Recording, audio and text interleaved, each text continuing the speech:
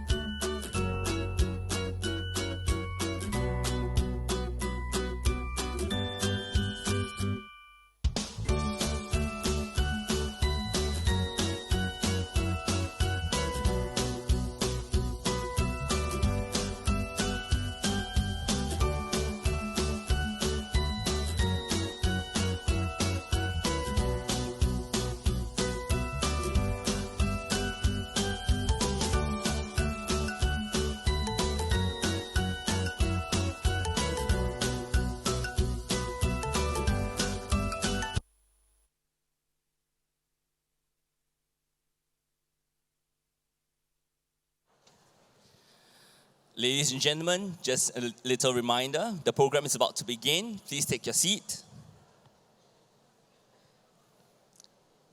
Thank you. Now, today, we have lined up 2 keynote addresses. We will hear from Professor Catherine in the morning and Professor Tan in the afternoon. There will be a short Q&A segment after each keynote address. You may like to take a photo of this QR code now, so you can submit your questions through this link later on. Without further ado, let us begin this morning's program.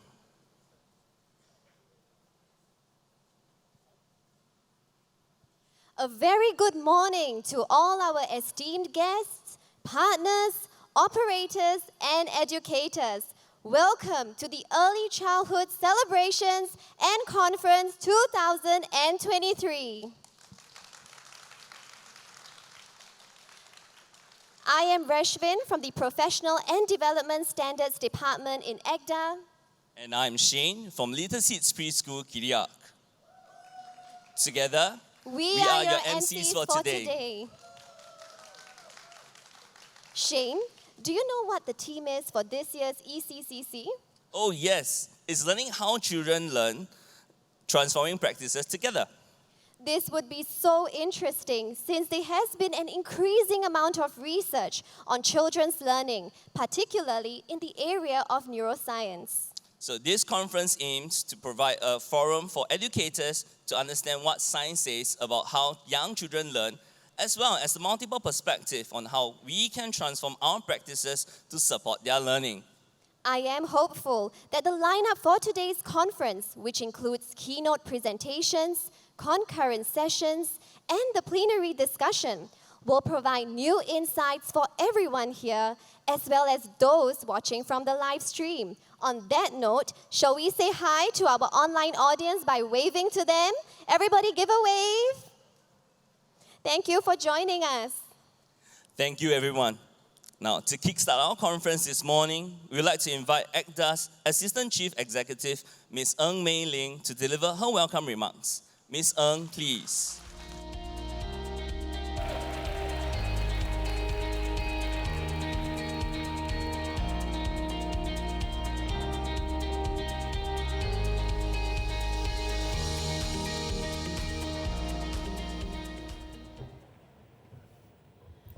Hello. A very good morning and a warm welcome to this year's Early Childhood Celebrations and Conference. I'm glad to see so many familiar faces and everyone in good spirits as we gather here today to learn and celebrate as one early childhood family. Welcome to our educators and guests attending online. First of all, I would like to convey greetings from the Chief Executive of ECCCC, Mr. Tan Chi Wee.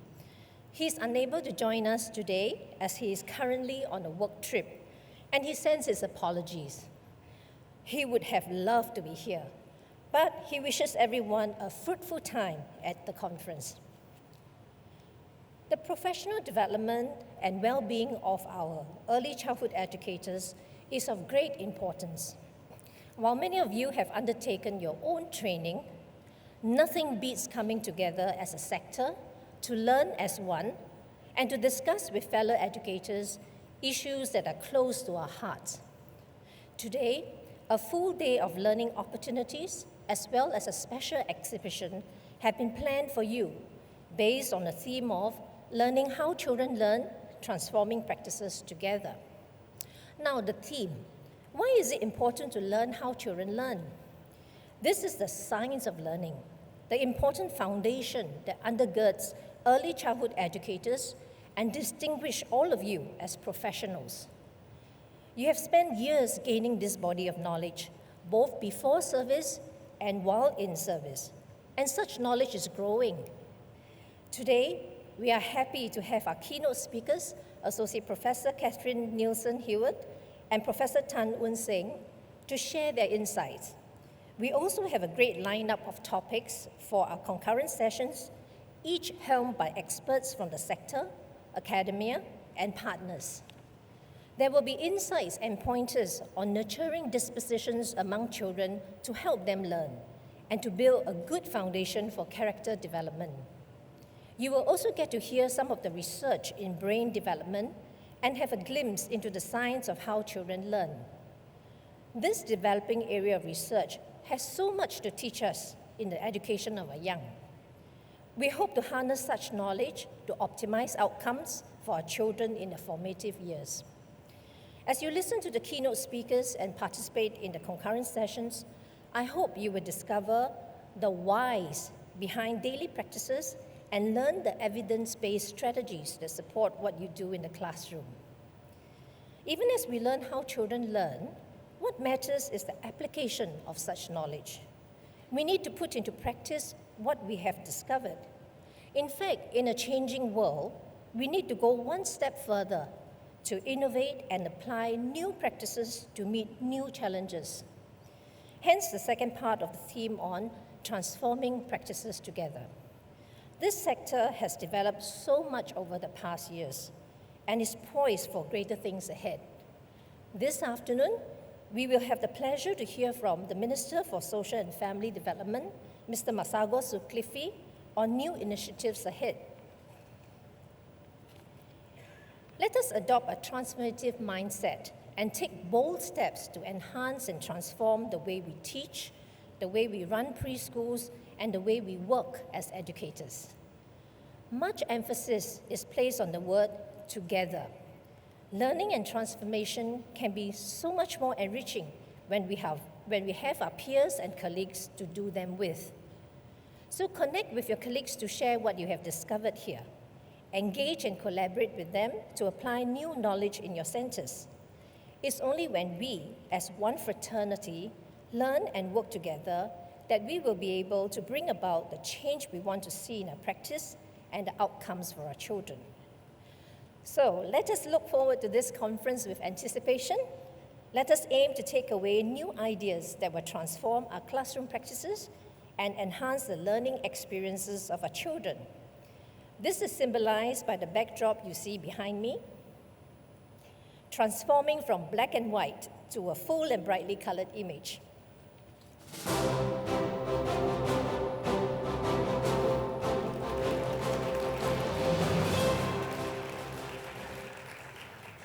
I wish you all an enriching day ahead.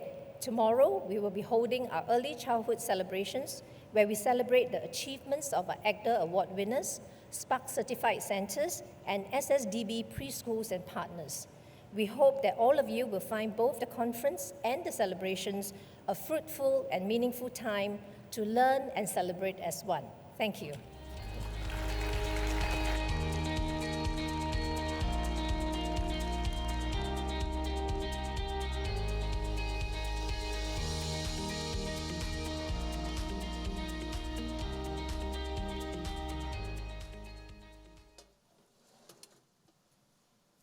Thank you, Ms. Ng, for your welcome remarks and for opening our conference. Indeed, the colors we see on the screen reflects the vibrancy of our EC sector. Now, this morning, we are very happy to have with us Associate Professor Catherine Nielsen-Hewitt. She is the Academic Director of the Early Years in the University of Wollongong, Australia. With nearly 30 years of experience in the early childhood academia, Professor Catherine has conducted numerous studies on children's self-regulation, child assessment, and early childhood pedagogy. We would like to thank Principal Academy, who has kindly sponsored the airfare and accommodations for our overseas speaker. For today's keynote, Professor Catherine will be sharing on the crucial role of effective early childhood education in setting young children up for success. Professor Catherine, please.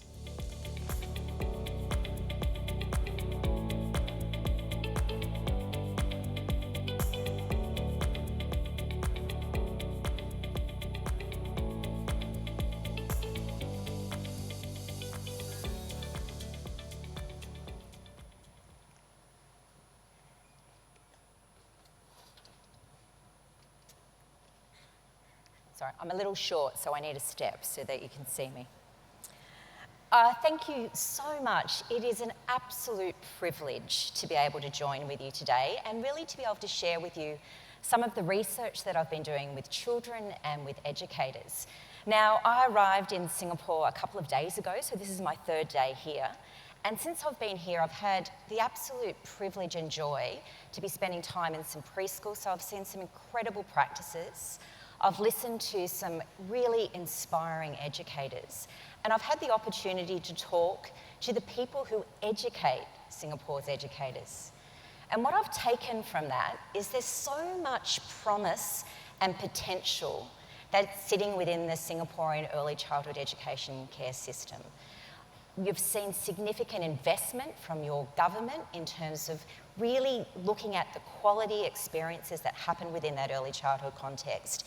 And I see a real shift in the narrative of the value of quality early childhood education, but also the value of quality early childhood educators.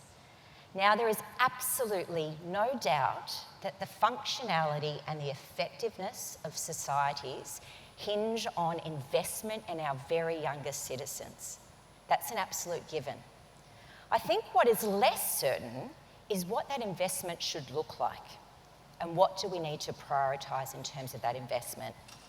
So the focus of this conference is really about engaging in that very narrative. The question is, how do children learn?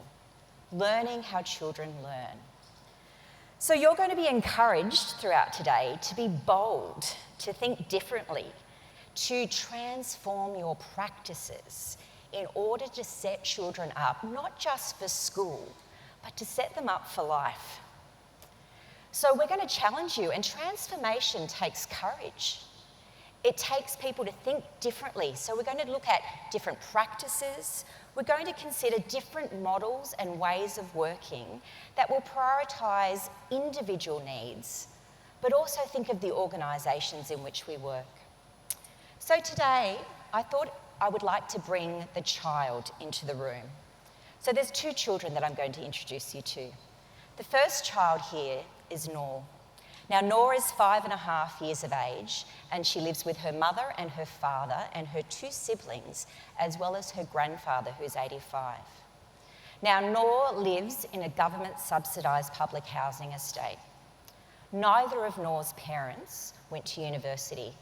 Her mother finished high school, but her father only had 6 years of education.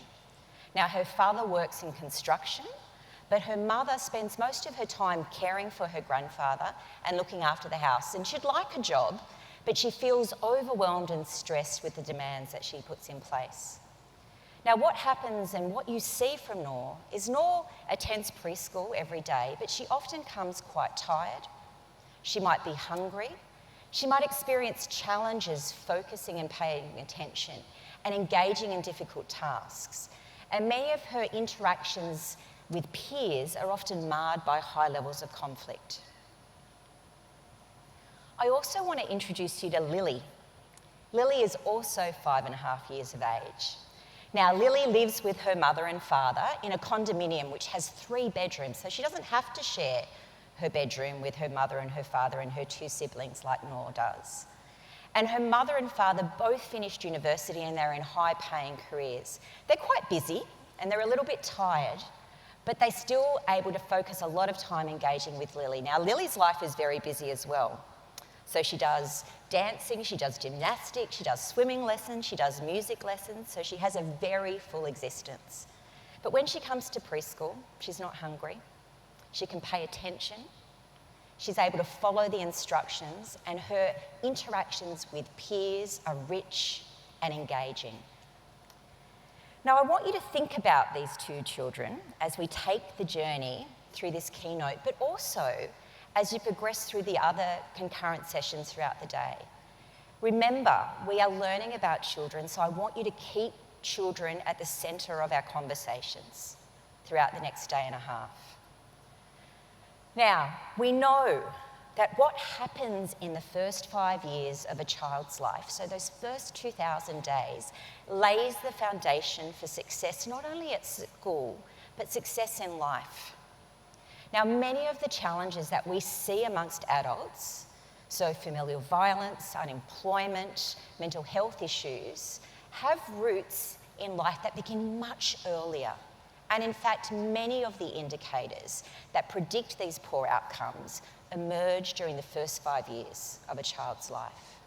And in fact, we know what happens in those first 5 years has a disproportionate influence over our life trajectories. So I want you to think of a child in your preschool, in your service. And now I want you to think of that same child as they enter high school and as they enter life. I want you to think about what is needed in order to shape their cognition and their character. What do you hope for that child? Do you want to see strong self-regulation, a sense of value and a commitment to being a good citizen in Singapore? So we really need to think about how do we prepare that child with the skills that will set them up for success. And remember, our job is not to get children ready for school. Our job is to get children ready for life. So what do we need to prioritise? Now, we only need to look to research around brain development to understand why the first 5 years are so significant in laying the foundation for success. Now, if we look at neuroscience, we know that the period from conception to 2.5, represents the most rapid period of brain development compared to any other time in our lifespan. So rapid that we see neural connections or synapses, 1 million connections happen every second through those first 1,000 days. And then it starts to taper off a little bit up to around 5. But that period from conception to 5 represents the most significant and rapidity in terms of brain development than any other time in our lifespan, to the point where by the time a child's 5, around 90% of their synaptic connections have been established. That is the significance of your jobs and what you do with children. Now, why our genes create a blueprint of how we're going to turn out, how we ultimately turn out really depends on the quality of our environments, and more significantly than that, the quality of the relationships within those environments. So we know if children are fortunate enough to have rich and responsive relationships, then they develop strong neural connections. So I want you to imagine 2 babies when they're first born, and their brains are pretty much similar. But then we fast forward 3 years, and the size and the shape and the neural connections look quite different. And that difference is a roadmap of the experience that have happened up to that point. So if we're like Lily, and we are born into a house full of potential, they have financial ability to provide really rich experiences. So children are sung to, they're read to, they feel safe and they feel secure. Then we're left with the image of a child that is curious, they're reflective, they're socially and cognitively engaged. The flip side is, if children are born into environments that are deprived of the kind of rich social and emotional support and financial support that children need in order to develop these rich neural pathways and synapses, what happens to those children is we see the brain develops in a different way.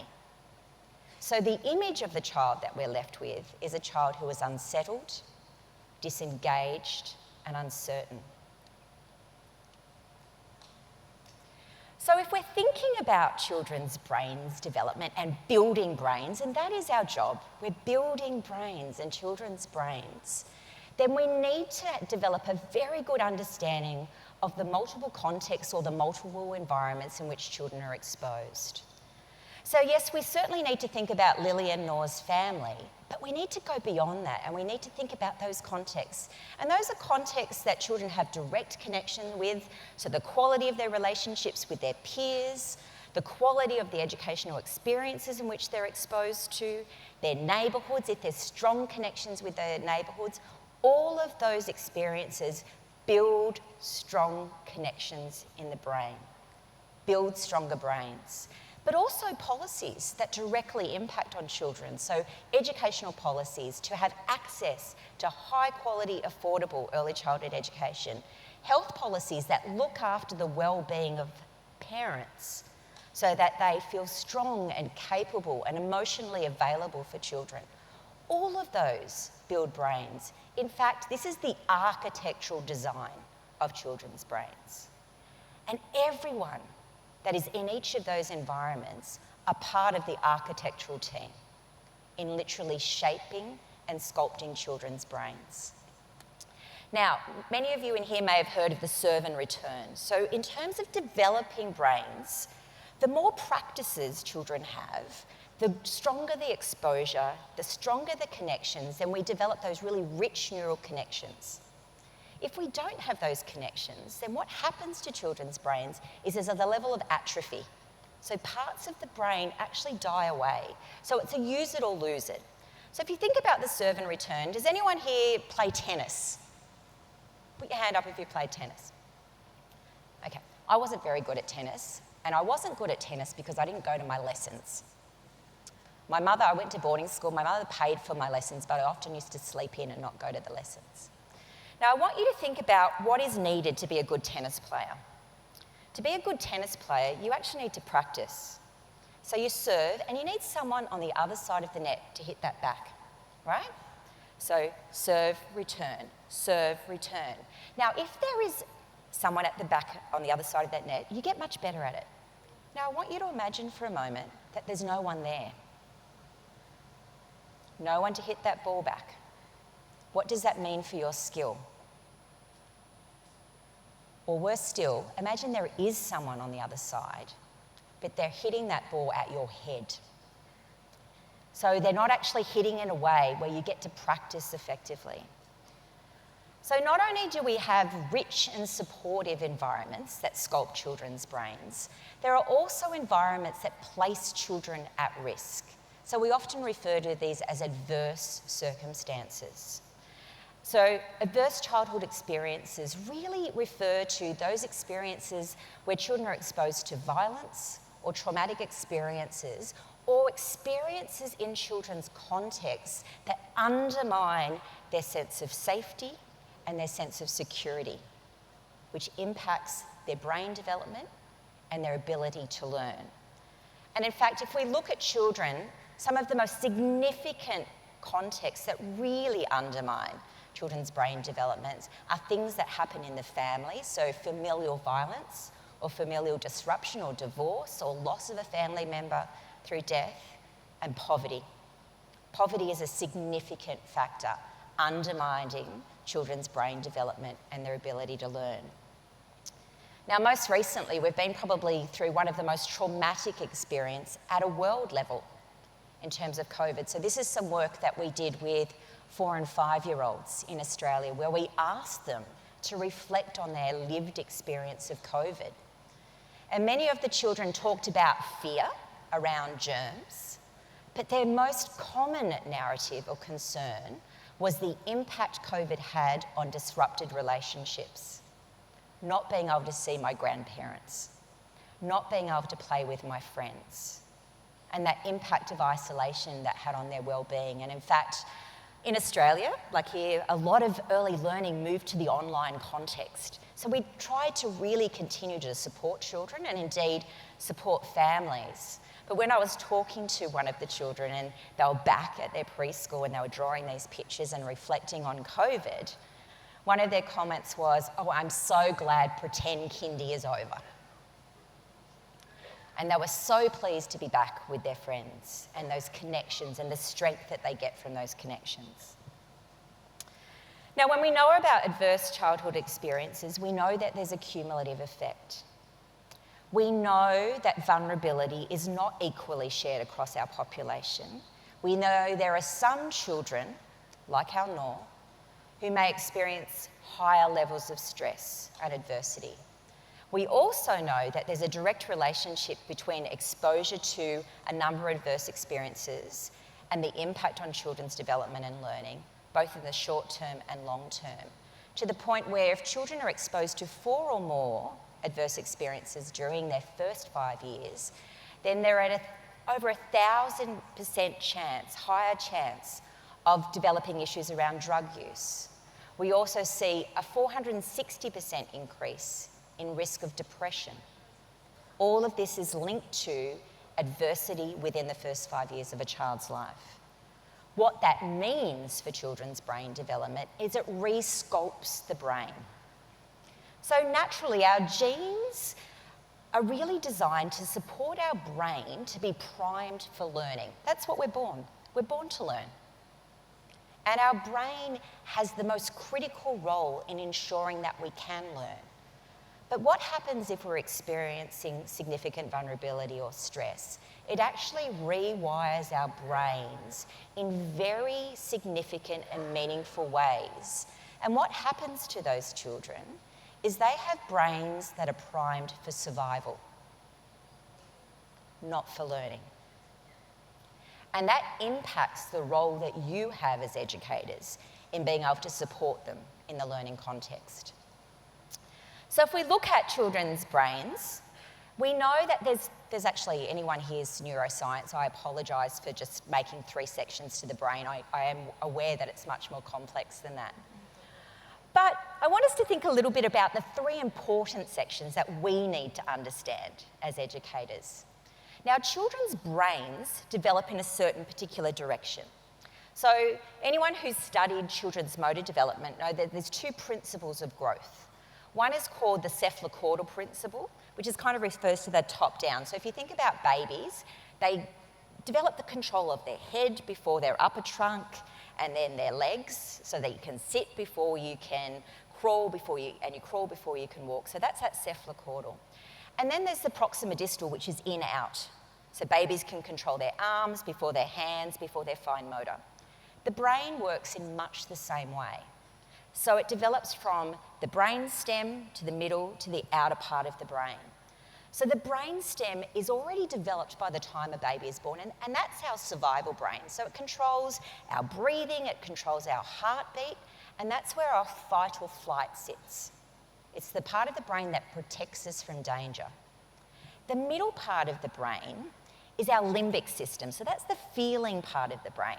It helps us recognise emotions in others and recognise emotions in ourselves. But it also holds our emotional memory and our memory for stress. So that's the next part that develops. The final part of our brain that develops is our executive functioning, so our prefrontal cortex and our frontal cortex. And that is the part of our brain that is responsible for thinking. It's our executive functions. It helps us to pay attention and to remember, to problem solve, to regulate our thoughts and our feelings and our behaviours. So it's like our air traffic control system that supports us.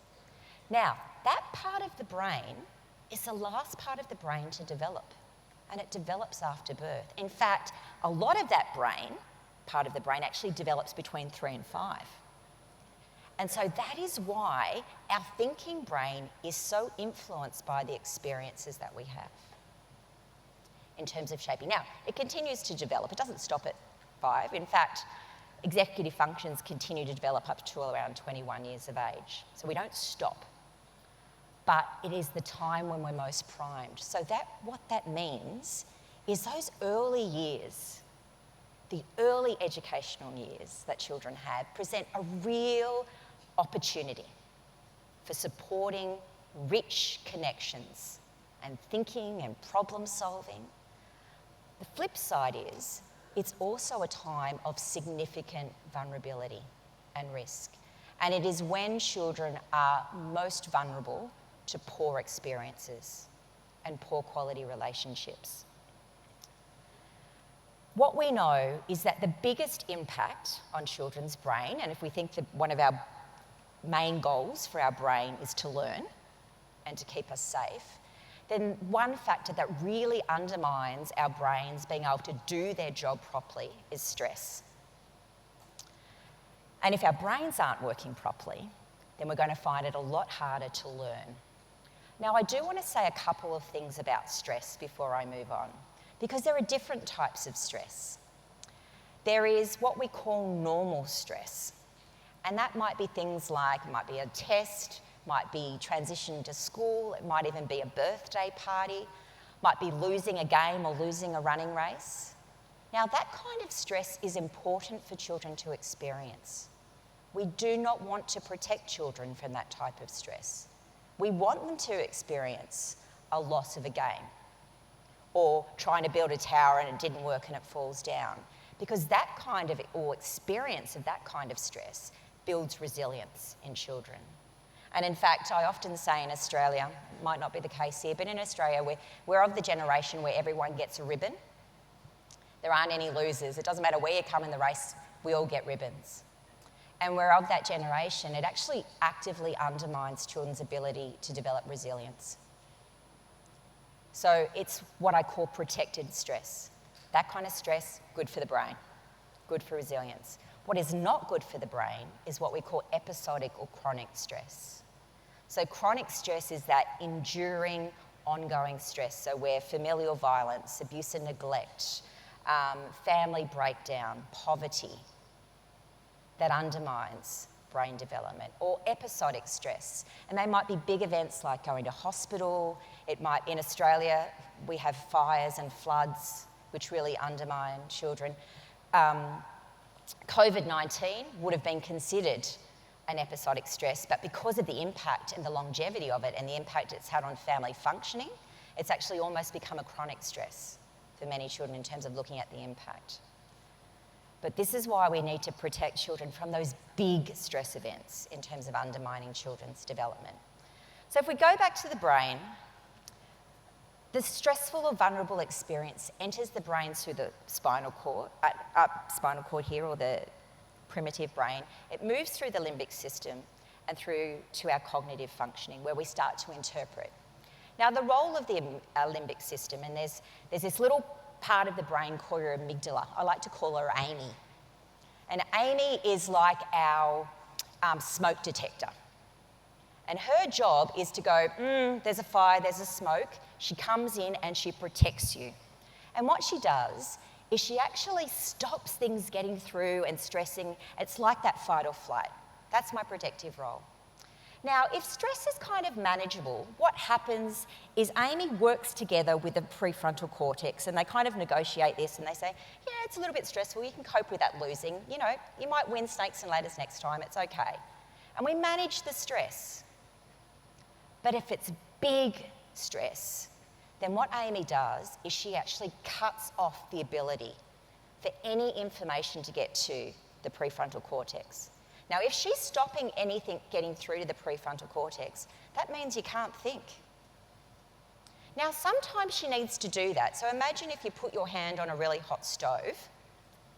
You need a quick reaction, right? You need Amy to shut that information off. Because if she doesn't, you've got the hand there, we're waiting for the information to get through to the prefrontal cortex. That's really hot, probably should take my hand off. Right? What's happening to my hand? You know, significant burns and I'm going to hospital.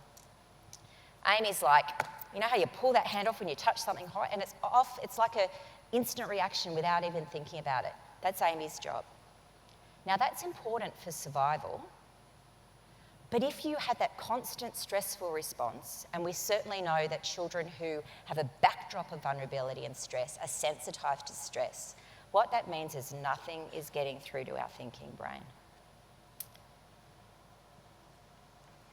So, what I'd like to actually share with you, because as educators, we actually don't need to engage in neuroscience in the same way that you might need to do if you're a biologist or you're a physiologist. So I've been doing some work with educators in Australia around this analogy of a boat that I'd like to share. And I want you to think of this boat as children's brains. And then we're going to come back to this boat because your understanding of where children are sitting on their thinking boat is going to help you to decide which pedagogies and practices you need to prioritise to help children to learn.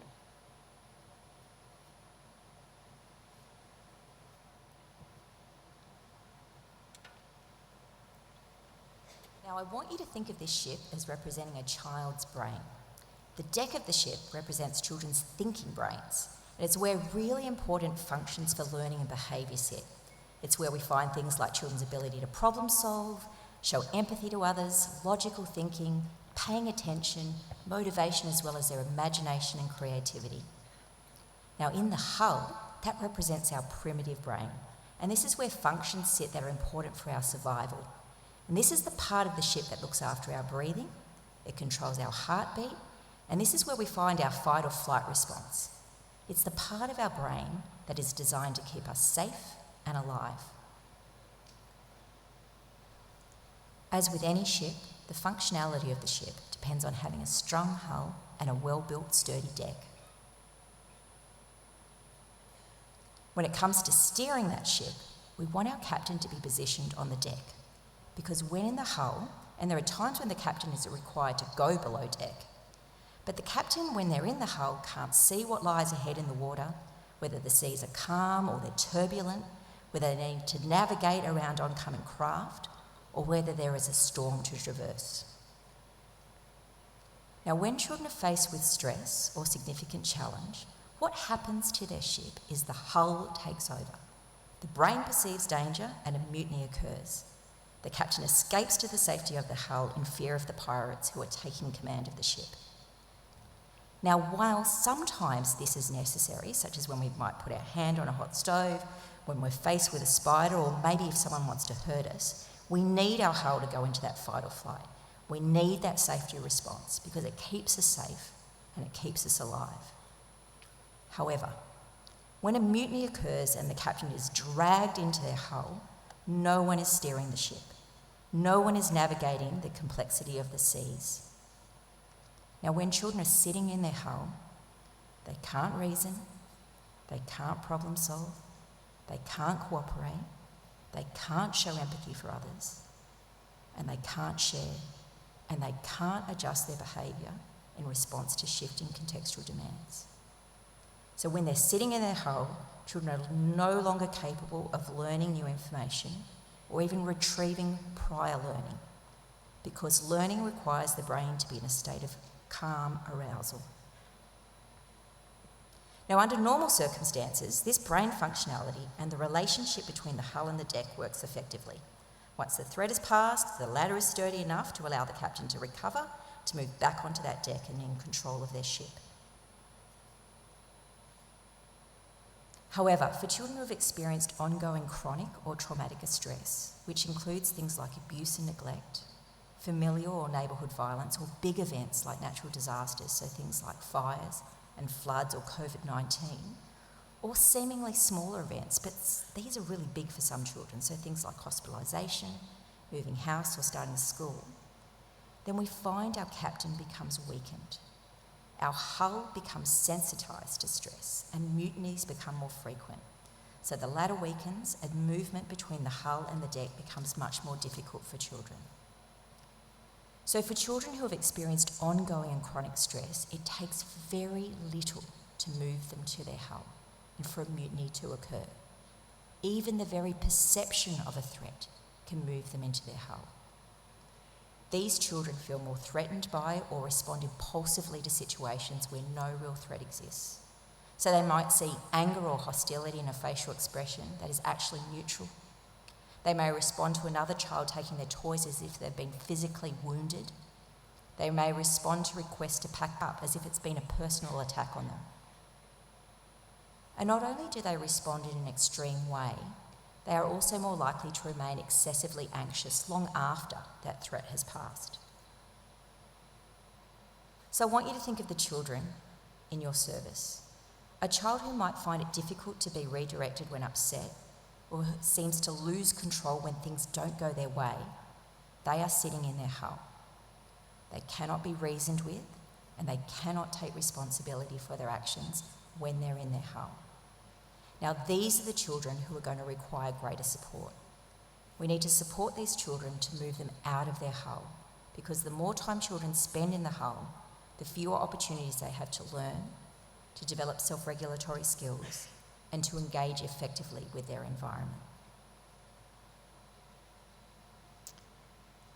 All right, so I want you to imagine that ship, and now we're going to bring the role of early childhood education and care back into the environment, and we're going to think about how do you engage in children's brains and the different parts of children's brains in terms of fostering good outcomes. Now, we know that there's decades of research that has highlighted the significance of quality early childhood education and care for children's development. So we know that children who are exposed to high quality education, they tend to do better in terms of their social emotional adjustment as well as their cognitive. So they do better in terms of their literacy and numeracy. We see connections with physical well-being and mental well-being. It also extends into their school environment. So they're more likely to do better in terms of high school. They're less likely to repeat a grade. But we also see that it has a number of societal benefits. So early childhood education and care has a significant role in supporting social mobility. It's around employment patterns and also the health of our society. So what I want us to think about moving forward is I want you to position yourself as the architect. What is it about your practice that's going to be essential for supporting children to stay on their deck? And when they're on their deck, how are you going to make sure that they develop the skills that are essential for success in life? So, if we're thinking about building the pieces, and we don't have a lot of time together, so I just want to prioritise some of the pieces that we're going to focus on in terms of building those stronger brains. Now, there are 4 parts here. This morning, I'm going to focus largely on participation, child development and quality practices. For those of you who are coming to my concurrent session, I'm going to do a deeper dive into workforce. But what I do want to say about workforce is that all of these strategies will not work in the absence of a high quality and functional early childhood workforce. So the first that I want to focus on now is around participation. We know that building stronger brains depends on children walking through the door. They have to attend early childhood education and care in order for them to actually reap the benefits of those quality experiences. We know across OECD countries that there's a direct relationship between the number of years that you attend early childhood services and your PISA results, so your international performance results. And we know Singapore does a lot better than Australia in terms of your PISA results. But in terms of, we know that there's a relationship between reading, science and mathematics, but there's also an optimal number of years for attendance. So we see the best outcomes happen amongst children who attend early childhood services between 3 or 4 years. And then the benefits of that start dropping off later on. In Singapore, like I said, that 70% of your population attend early childhood services for at least 3 years before going to formal schooling. 17% in Australia. So you're doing much better. However, we are doing better in looking at children like Noor. So we tend to find that there's a much higher proportion of children from vulnerable backgrounds who are likely to attend early childhood services. So what's happening in Singapore, there's a 30% higher attendance rate amongst children who maybe don't need high quality experiences as much as children like Noor do. So children like Noor are 30% less likely in Singapore to be attending early childhood services for a significant period of time. And what that means is there's issues around equity. So there's absolutely no doubt that quality early childhood education care matters for all children, but it matters particularly for children like Noor.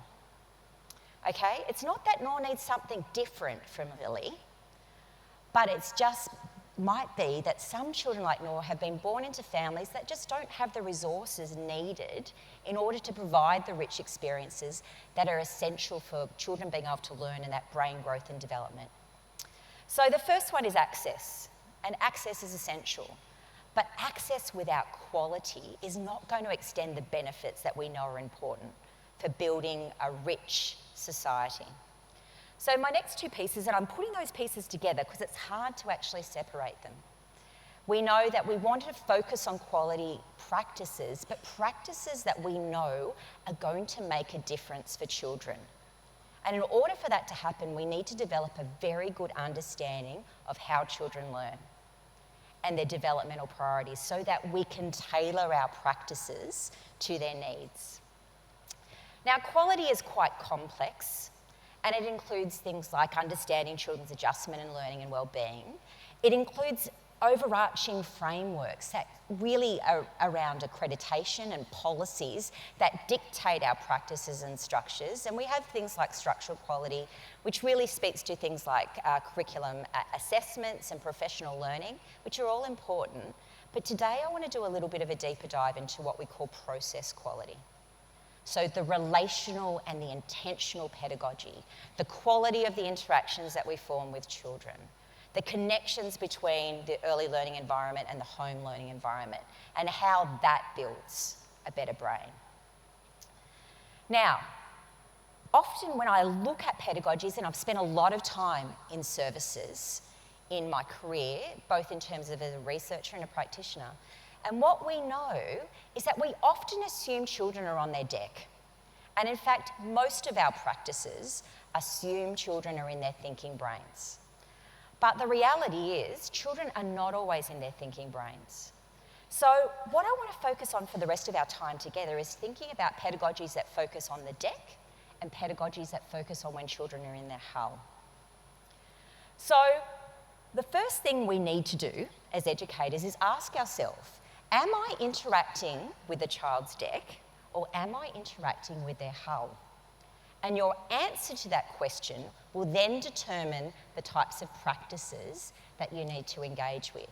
Now, when children are in their hull, they are either in a hyper or hypo-aroused state. So if they're hyper, they might be aggressive, they might fall over things really easily, they might knock other children's block towers down, they might bump, they might throw things across the room. But remember, they're not in control. Hypo-aroused children often go unnoticed, but they are just experiencing the same level of risk. Because regardless of whether I'm in a reduced state, that I might be withdrawn, I might be flat, I might seem like I'm actively ignoring you, but I actually may not be hearing you. Either way, whether we're hyper or hypo, we're actually in our hull and we're at risk for not being able to learn and develop. So there are a lot of those big environments that push children into their hull, but there are also a lot of things that can happen within the early childhood context that can push children into their hull. And these are things like, too much stimulation, so really noisy environments, too much going on, unrealistic demands, so not developmentally appropriate experiences, so it really challenges children, it causes them stress, they end up in their hull. Children might be really overtired, or they might be hungry. Are they thirsty? Are they hungry? Is there too much noise? So do a quick audit first, because that will help you to understand. So if you've recognised that children are in our hull, then the pedagogies that we engage in are pedagogies that are designed to help children to regulate those big emotions and bring us down to a state of calm. So breathing is a really effective way because it kind of calms the parasympathetic response and it brings that state of calm. So everyone take a big breath. Breathe. And out. How are we feeling? And sometimes younger children actually need specific techniques. So 5-finger breathing, and it's usually a 3-5. So in for 3, out for 5. Feel free to do it with me. In for 3, out for 5. So the star breathing, 5-finger breathing. Another thing that we do with children, we get them to pretend that they've got a cup of hot chocolate. We breathe it in. Oh, I'm ready to drink that, but it's actually really hot, so I need to cool it down. In, out. Sometimes we use visualisation as well with children to help them calm. For some children, we need active. Now, the wonderful team that I've been working with this week will know that that's me. Breathing doesn't calm me down. I've been to those yoga lessons and everyone's breathing and seems calm, and in my head I'm thinking of all the things that I haven't done yet at home or at work. So my way that I cope with stress is I go for a run, right? So it's really important. It reduces the adrenaline, it reduces the cortisol, and it releases those kind of good hormones that make you feel good, all right? So some children actually need to run around outside the classroom, let them run around, jump on those trampolines, do some star jumps. It's not really a star jump, I've got my heels. There we go. So that high, heavy, those little trampolines, it's heavy work. Sometimes we get children to kick balls or throw balls down. We also look at sensory experiences. So we've used things like slime, taggies, like things to play. So it can be sensory, which can be calming. Sometimes there's just too much going on, so we create safe spaces. Think about where you put it. One service that I went to, their safe space was slap bang in the middle of the room. There was a lot going on. So in a little corner, here we do cues for children where they know just one person can go there. Or we might use music, and again, it's that 3-5 beat, because it's like the heart. So think. It's making me feel calmer already. So look for those sensory experiences. We've also done things like bilateral scribbling. So all of these experiences are Hull pedagogies. It's about calming children down. So the trick is, though, is learning what works for different children, because not everything works for the same. The other tricky thing is that what works on Monday might not work on Wednesday. So you need to be flexible and responsive, but have those cool down kits. And as children get older, teach them to identify when they're about to go into the hull. And in fact, we know that you want to build those hull experiences into your daily routine. So you might have your morning meeting, do some breathing, do some wiggle and shake, because it's much easier to keep a child on their deck than it is to bring them back from sitting in their hull. So in terms of building brains, then we really need to focus on building capacity and thinking. So this is our cognitive, this is our deck experience. So what I want to do is finish now is really focus on what are some of those evidence-based practices that we know from our research that we've conducted. So I've conducted probably about 6 or 7 professional development interventions now, which I've been able to identify specific practices that I know actually result in improved outcomes for children. So I'd like to share some of those with you now as we finish together. So a lot of the work that I'm sharing is from the Fostering Effective Early Learning study. And it was a study where we did a professional development intervention where we saw improved outcomes and practices within early childhood services. But again, what was most significant is those improved practices translated to improved outcomes in terms of children's engagement. So what I'm sharing with you here, and our introduction this morning, really talked to you about engaging in evidence-based practices. It's not just about practices. I want you to ask yourself, is this practice that I'm engaging with going to make a difference for the children that I'm supporting? How is this going to help Noor? How is this going to help Lily? Now, we know there's some principles, right? There's a couple of principles that I work by. One is that all children need the same. They all need to feel safe and secure and supported.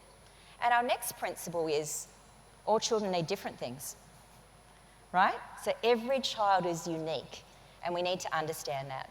So today I'm going to get you, over the day, I'm going to get you to develop a recipe. And this recipe is going to be for fried rice. Now, when I was young, I lived in Malaysia, and my ama taught me how to cook fried rice. I have 3 children. They love my fried rice, thankfully for my ama. Now, all fried rice have different recipes or different ingredients, right? So you have what I call the essential ingredients that every fried rice has. Rice, soy sauce, shallots, eggs. There might be some, a bit of oil. And they're our essential ingredients. Now, what I'm going to share with you now are what I call essential ingredients for good practice that every service should have. But then we've got our unique ingredients. So you might like prawns in your fried rice. I like char siu in my fried rice. Some people like vegetarian fried rice. And they're our ingredients that respond to the uniqueness of the context in which we work, the unique needs of your children and families. So as you make your fried rice recipe, and start it now and develop it and add to it throughout the next day and a half, I want you to think both about the essential ingredients, but the unique ingredients that respond to your context. So the last few practices that I want to focus on are really about building strong brains. And they're the practices that focus on children being on their deck.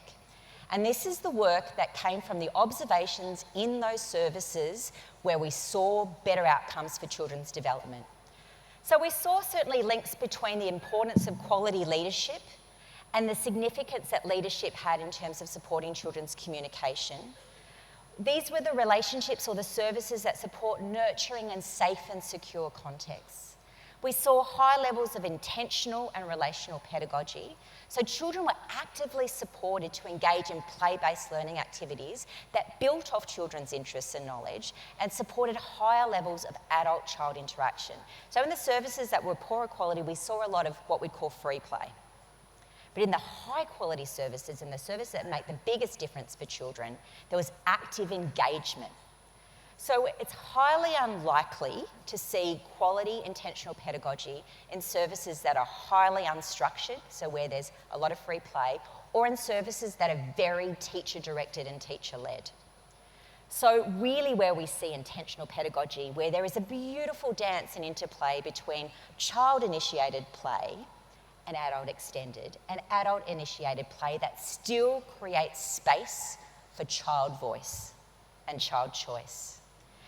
Educators in these services still focused on children's cognitive development, but they did it in a developmentally appropriate way. So the one that you're seeing there on the right says, how many magpies? And what happened, there was all these magpies coming into the playground, and the educators decided to turn it into a numeracy experience for the children. So they optimised on rich learning opportunities that were relevant and developmentally appropriate. The boys had to actually pack up the toys. So rather than just packing up the vehicles, they got to sort them. Again, a rich numeracy play-based experience. Within these services, there was that appropriate pedagogical content and practices that are responded to children's developmental capabilities, but also their interest, and they actively supported children's self-regulation and dispositions for learning. So they did planning. So here the children decided that they wanted to build a city. So rather than just build the city, they got them to plan for the city. That rich collaboration and interaction. We also saw real indications of prioritisation of child voice and child choice. So children got to choose where they wanted to play. So there was a map of the classroom and they got to pick where they were going to play. So it was very intentional. Not only did we see intentional teachers, but we saw intentional learners. Again, the play was respected, but children were expected to respond to the rules within that environment in terms of how they played. They got to plan for things. This was a 2-year-old classroom where they got to plan what they wanted in their Christmas party. The voice of the 2-year-old. This was a 4.5-year-old classroom who were also planning for their Christmas party. Child voice and child choice. There was active support for children's thinking and thinking about thinking. So again, planning for boat plays. What do we need in our boat play? And then how it actually relates to the play experiences. Here, they're actually getting a boat licence so that they could drive the boat. And then the teachers supported that engagement through rich numeracy and literacy experiences. And they challenged children daily to engage in problem solving. So here, the children asked the cook that they would like a pizza. But rather than just going and cooking the pizza, the children had to plan and negotiate what toppings that they would have in their pizza. Apparently they wanted some broccoli. And they also wanted some lollipops on the pizza. But it was negotiated, so rich communication, interaction, planning, problem solving, communication, oral language. These are why these children did better. These were the children who had those better brains. I want to finish with sharing an experience that I had since I've been in Singapore at my first school. And the experiences that I saw there brought all of this together in terms of enriching children's brains. The picture on the left, there's that circular light that you see above that. When children play there, it's not interrupted. We see extended rich experiences. I can come back to that play experience 2 days' time and it'll still be there. 4 days' time and it'll still be there, that extended rich experience. There was invitations for rich scientific thinking. Everything begins with an idea. Children were supported to take risks. There's a glue gun. There was rich collaboration, communication, problem solving, looking at ideas amongst children. And again, we saw real benefits in terms of the negotiated and the work in progress. And there was child voice. There was so much child voice that apparently girls weren't allowed to play there. That one of the boys shared with us when we asked who was in that space. So we can see these rich experiences that are already happening in Singapore and that are working with children on their deck to build those stronger brains. And finally, the services that we worked with that made the biggest difference for children were those that not only focused on the learning environment, but they shared that learning with families. And they engaged in that constant critical reflection where they asked themselves constantly, does this practice make a difference for the children that I am supporting? So I'm going to leave that there with my essential ingredients. So it's just a little bit of a taster. But I'm going to really encourage you over the next day and a bit to actually build your recipe book and share your ingredients with each other, and ingredients that we know make a difference for children's learning and engagement and really builds a stronger brain and productivity. And I'll finish there. Thank you so much.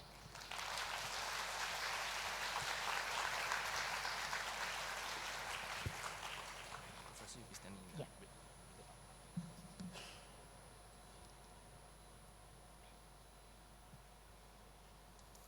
Thank you, Professor Catherine, for your presentation. And we'll now move on to a time for Q&A for the next 15 minutes. So you may use the QR code to scan and ask your questions.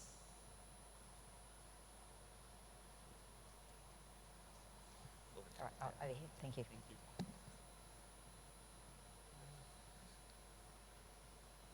All right, looks like we have 2 questions up already. Can we have it on screen? Thank you. So, Professor, maybe we will start with the first question. So you mentioned that certain stresses are good for children as it builds resilience. So one of the most important questions we have as educators in Singapore is, how do we educators communicate with this crucial information with parents whose parenting style is more protective, or maybe towards like gentle parenting? Yes. Yeah. That's such a good question. I think one of the questions that I often get from my students, as well as the educators that I work around, how do you actually communicate practices to parents where they have a different view? And I think that's one of the challenges, because ultimately our prioritisation with parents is we want them to feel safe. We want to prioritise the relationship we have with them, but we also want to give them information. So often it's around the empowerment and understanding of research, and so we provide them with an understanding of what the research says around that. But often I start the question with, what is most important for your child? What do you want to prioritise for your child? So you make the conversation about the child. So often their goal is for their child to be resilient and to be successful and to be happy, and yet they're engaging in practices where they unintentionally don't understand that it can actually undermine their resilience. So usually the question is very much around, what do you want for your child? And then how can I help you? And then that kind of shifts the conversation, and you're not correcting what they do. But naturally, parents want to keep their children safe. And yet we know long-term, building resilience actually builds that sense of safety and success. Thank you. Maybe we can move on to the next question. So how can we continue to promote child-initiated play and focused learning in digital and rich media? Wow. Okay, so that's a whole other keynote. Great question. I think there's a lot of debate at the moment around the use of digital media and the potential for digital media to place children at risk and undermine. I think that debate's gone. It's no longer a should we or shouldn't we. We live in a digital age. And so the question is more around, how do we support children to be good digital citizens, and how do we support in that engagement? So I've seen some wonderful, again, here in Singapore, I saw some fabulous use of BBots and planning around a language experience. So we can actually use digital technologies to enrich children's learning. So it needs to be integrated rather than separate from children's learning. But again, it's around, how do you engage safely in a digital context? How do you be respectful in a digital context? So many of the skills that we want children, the values that you want for children in the non-digital world, how do we transfer that to the digital world? And I think that is the focus of our learning. So another question is actually, how do we support children with special needs in the preschool classroom? Because this is something that we are seeing an increasing trend of. Yeah. Like the children in class are showing more and more. So how do we actually engage them? Yeah, I mean, it's really no different to what we were talking about. When I talked about each child is unique, you actually support children by meeting them where they're at. So in Australia, we have got a very strong focus on inclusion. And in fact, some of the classrooms that I worked with in the field study had 80% of their cohort actually having some kind of additional learning needs. So it's really about, again, prioritising a sense of safety, and relational context, and then really building on children's developmental capacities. But it also requires skill. So that workforce piece is critical, because we know children do best when they're supported by educators who understand child development and understand the pedagogies that are needed to really support that individual child. So ultimately, high quality practice should always be differentiated. Children need different things. It should always be individualised. It should always respond to children's unique needs. So the same kind of philosophies that we talked about here also relate to supporting children with high support needs. So you actually mentioned about how the teachers need to know their own pedagogy and how they engage children. So the next question actually focuses on how can we support professional development of early childhood educators. So in terms of like, do we go for lectures, lessons, or workshops? Would that help, or is there other ways that we can actually do that? Yeah, that's a very good question, and again, it's a whole other talk. But I think the complexity around professional development, not all professional development is created equal. And some actually doesn't translate to improved practices. So there's a very strong literature base around effective professional development that speaks to not only the structure of professional development, so it needs to be, we need to look at duration, so one-offs really don't make a difference. It needs to engage the collective group that are supporting children, so it's the structural components, but also the content. It has to be evidence-based, because our ultimate goal is really about improving outcomes for children. So if we're not engaging in practices that are evidence-based, it's not going to make a difference. And the other part is around the workforce. So we're doing a lot of work in Australia around educator wellbeing and that sense of professionalism, and that's often where we start. We know supported educators are much better placed to support children in their learning.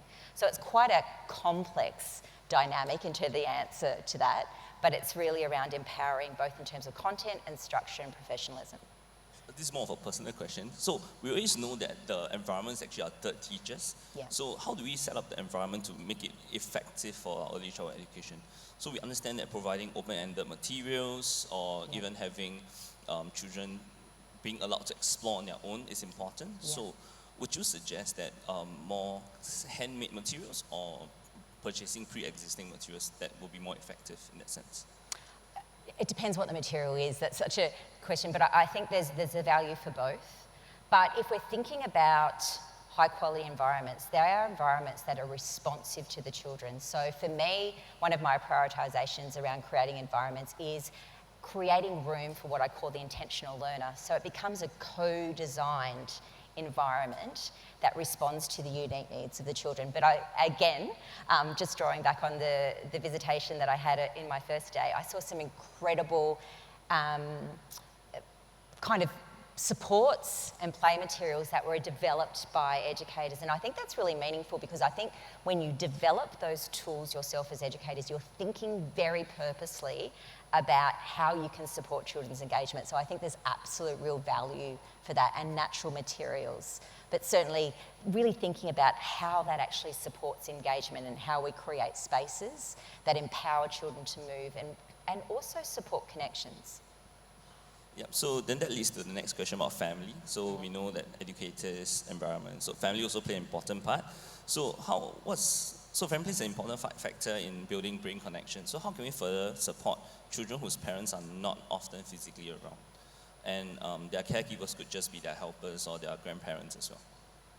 Yeah, that's a good question, because I think when we think about children's development, parenting and the quality of parenting and the quality of the home learning environment accounts for about 50% of the variance in outcomes. So we really need to focus on the home environment. It's also the environment that's hardest to shift. I've seen some incredible practices in Hong Kong. So I've spent some time in Hong Kong in services where in their infant toddler rooms, they actually have designated times where parents have to come in with children. So it can be outside work hours, but it's around how do you actually structure the environment that brings parents in and that active engagement. And if they're not engaging, then the question is, what am I not doing right to actually support the engagement? So you'll find most parents actually want the best for their children, but we live in a really hard existence, right, where we're never quite doing enough. So it's really around having those conversations and creating that time and space, but there is that need to bring parents in. So you'd say that getting parents to join us for activities in school, intentionally planning excursions, things like that would actually help children, help parents to also learn about children's Absolutely. brain factor. And in fact, I've worked with some parents who have very high-powered careers, and they're often the ones that are having more fun playing than the children when we have those time. But again, it's being responsive to your context and your environment and how that works for families. So for some families, it might actually be an online Zoom and connection. So it's really thinking about, you're not adding to their load, you're trying to position them as partners.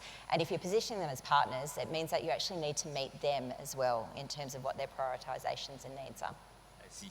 Thank you. So another question is, how can we better guide parents in understanding the importance of allowing their children to win or lose graciously in school, and not to have to give everyone a ribbon in that sense? Yeah, well, that's got to start early, right? So if you think about those neural connections and the serve and return, it has to start early. So it has to start before they're 2. And I think there is that tendency to let children win. Let them win sometimes. But you know what? If you want to win that snakes and ladders, go for it, I say. So it's really about those experiences and those early experiences, because that kind of dictates those neural pathways. So if you have always won, then your expectation when you play that game with other children is you're still going to win, because you know no different. So experience matters when we're thinking around children's expectations and values and attitudes. So would you say that when we're engaging children in play, in terms of, do we need to intentionally create a situation where the children will have a more difficult task where they will fail at, or maybe a simpler task that they can succeed at? Would that be equivalent to what you have shared? Yeah, both. Like, we do little things like even just cooking at home. I often think of cooking as a scientific experience. So where you can actually try and do the cooking, the cake comes out, hasn't risen, it's not been successful, things don't. So even just everyday experiences where things don't go well. Another thing that I actually say to adults as well is let children see you making mistakes, and that is okay. So I think we live in that kind of risk-averse situation where we don't want to make mistakes, and you will have seen children who are very concerned about not getting things right. And those children are often not willing to take risks with their learning for fear of not getting it right. So you need to show them about doing things wrong and that it's okay. And really it's around shifting the lens, because what we want adults to do and what we want children to do is value the process more than the product, and get them to embrace the process of learning. And that's an important part of that process. Thank you. Okay. We have we have time for one more question. One So more time? maybe we'll start with the one that says, how can we support children in the second window of brain development from 10 to 12 years old? Sorry, where's that one? The last question. So how can we support children in the second window of brain Right. development from 10 to 14 years old? Yeah. I'm not an expert in the 10 to 14, and I feel like you should direct that to Professor Tan later on. But I think for me, what I'm seeing is an increasing challenge around engagement. All of us, regardless of whether we're adults or children, the most fundamental to learning is about feeling safe and secure. And that needs to be prioritised. I think we sometimes prioritise academic performance and success over a psychological and emotional well-being. So regardless of whether you're 2, whether you're 12 or whether you're 22, the prioritisation of a sense of safety and security and value and purpose is the baseline or the foundation for successful learning. Thank you, Professor Kitchen, for insightful sharing. Thank you.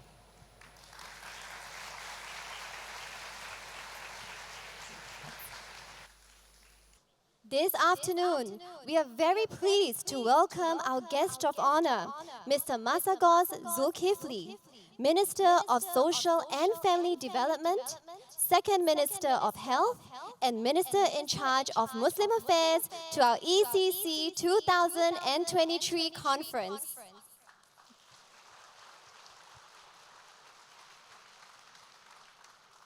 We would now like to invite Minister to deliver his address. Minister, please.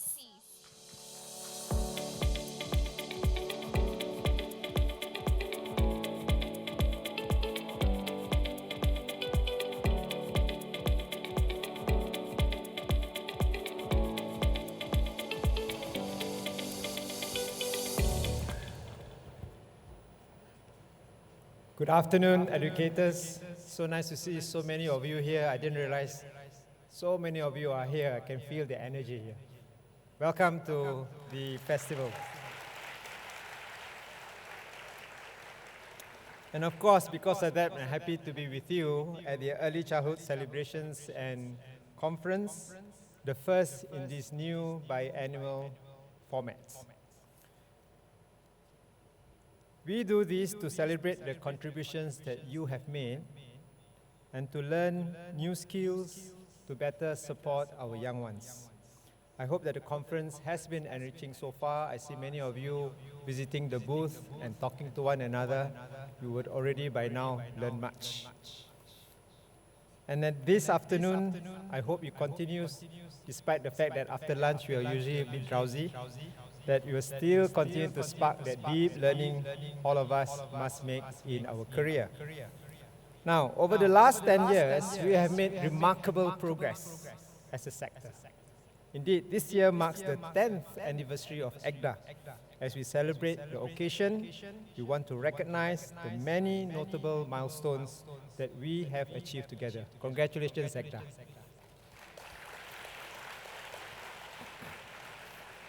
What are they? First, early childhood care and education is more accessible today.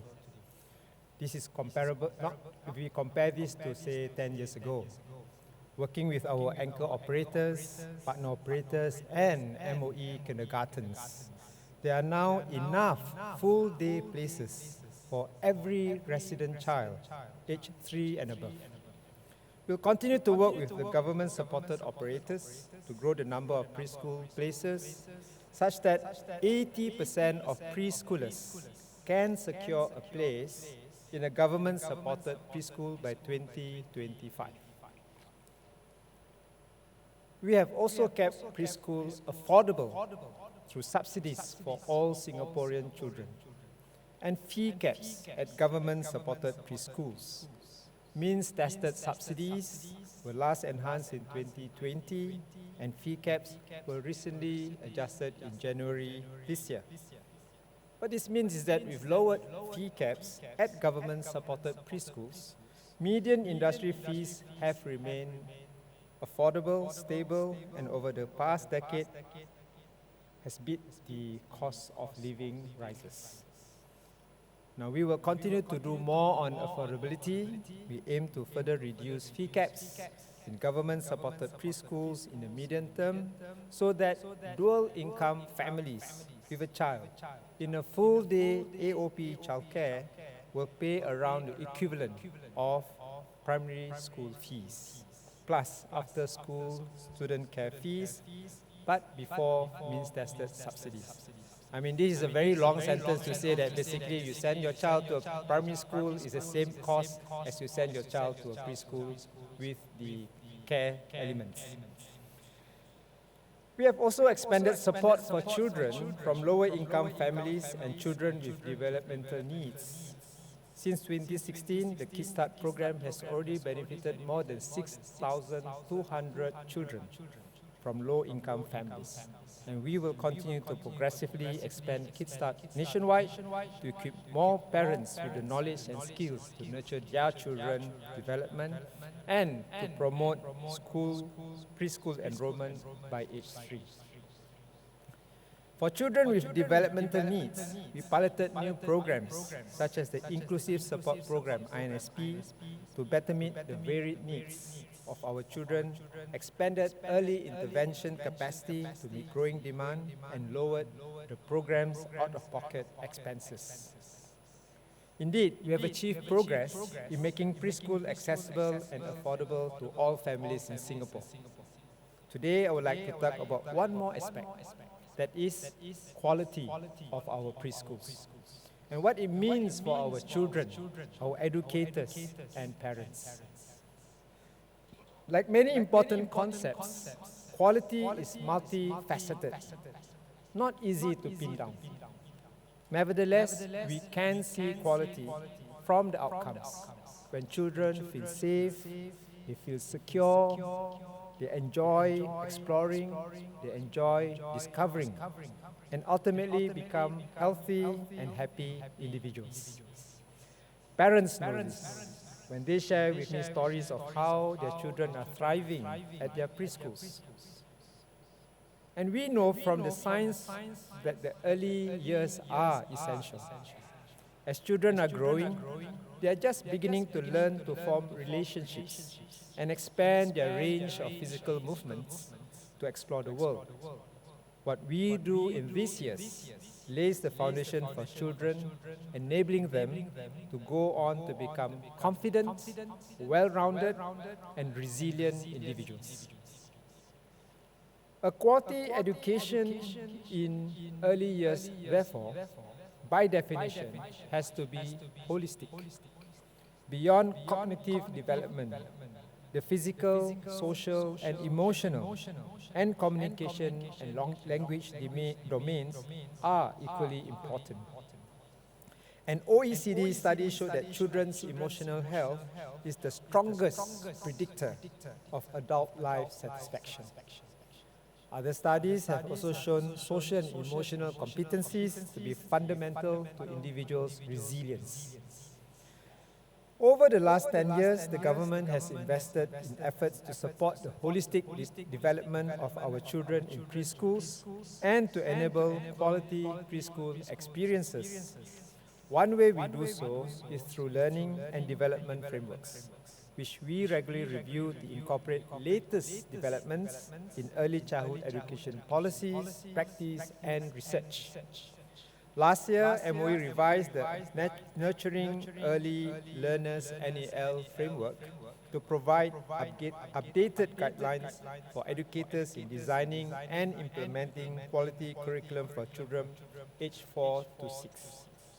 To support educators in providing quality care and education for children of younger ages, from birth to 3 years, I'm glad to announce that ECCC has updated the Early Years Development Framework, or EYDF. Today, I have the pleasure of launching the updated EYDF, the 2023 edition.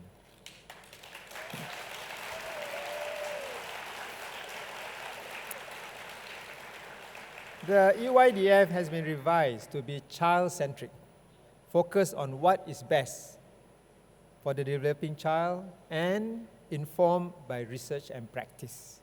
For example, one focus is on helping children develop secure attachments and enabling them to learn through exploration.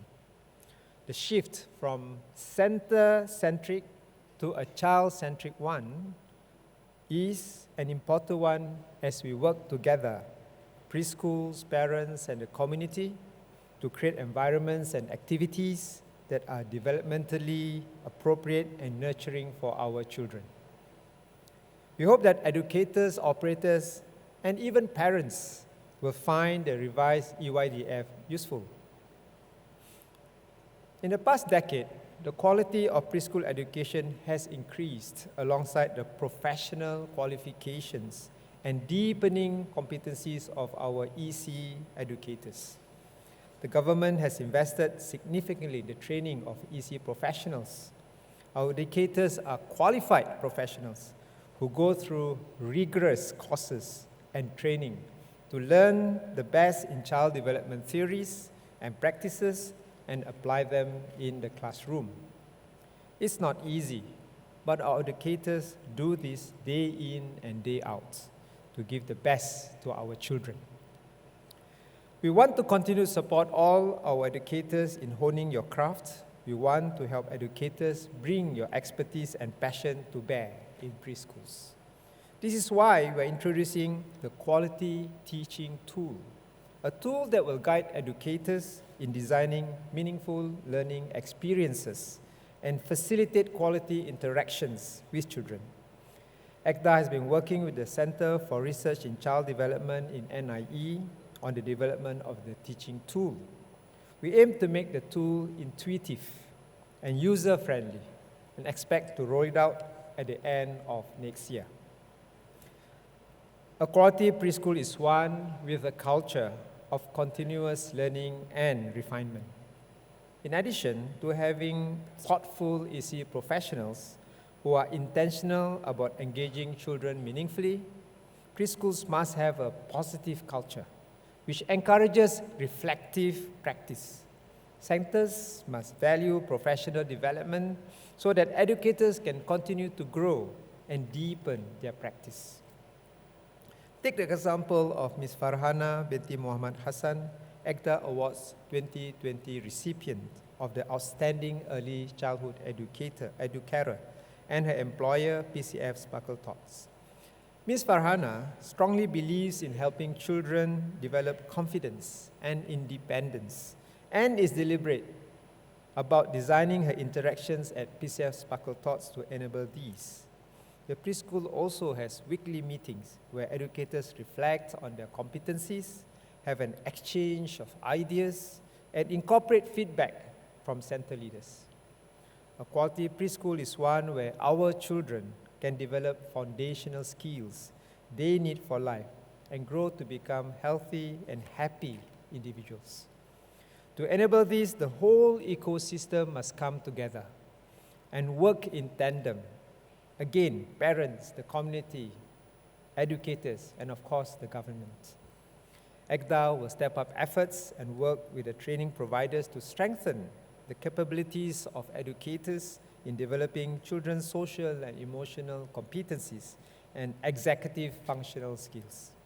We'll also work with preschool and educators to adopt developmentally appropriate pedagogy for numeracy and language and literacy, including the 3 mother tongue languages. Enabling children to learn concepts at suitable developmental milestones, and more importantly, nurture their interest and curiosity. Preschools are to avoid over-teaching in primary 1 academic contents. I hope no one is doing that here. The government has found that excessive focus on academic skills and over-preparation to be detrimental to the children's overall well-being and development, as well as their interests and readiness to learn. Therefore, ECCC and MOE will be engaging parents and preschools on the pitfalls of academic over-preparation and encouraging them to support holistic development of our children instead. MOE will continue current efforts to reach out to key stakeholders on expectations at the start of primary 1 to prevent over-preparation, as well as work with primary schools to promote good lower primary programming practices to ensure a smooth transition for the preschoolers. Ladies and gentlemen, our children require supportive environments at school and at home to develop capacities they need for life so that they become confident, well-rounded, and resilient individuals.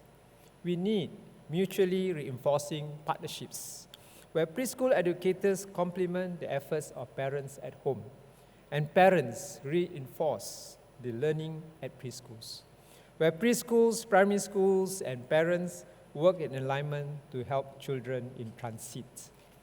Only then can we enable the holistic development of our children. Let's come together, let's work jointly to nurture our future generation. The early childhood sector has come a long way in the past 10 years, and it will only grow to greater heights in the years to come. The government is committed to grow the EC profession and to support the well-being and development of EC professionals. We will continue to develop meaningful professional development opportunities and facilitate better working conditions. To enable EC educators to do what they do best, we must support EC educators and give them the time and space for their professional and personal development. That's why in July this year, ECCC announced the removal of mandatory Saturday childcare services from 1st January 2025. I'm glad that the news was received positively by our educators.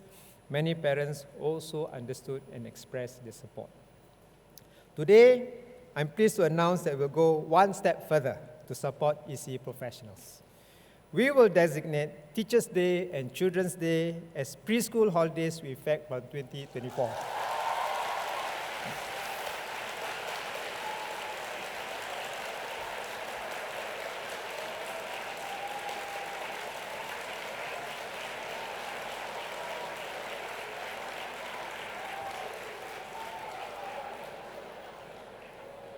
Now you're awake. Our preschool teachers, of course, will have these 2 days as holidays just like other teachers.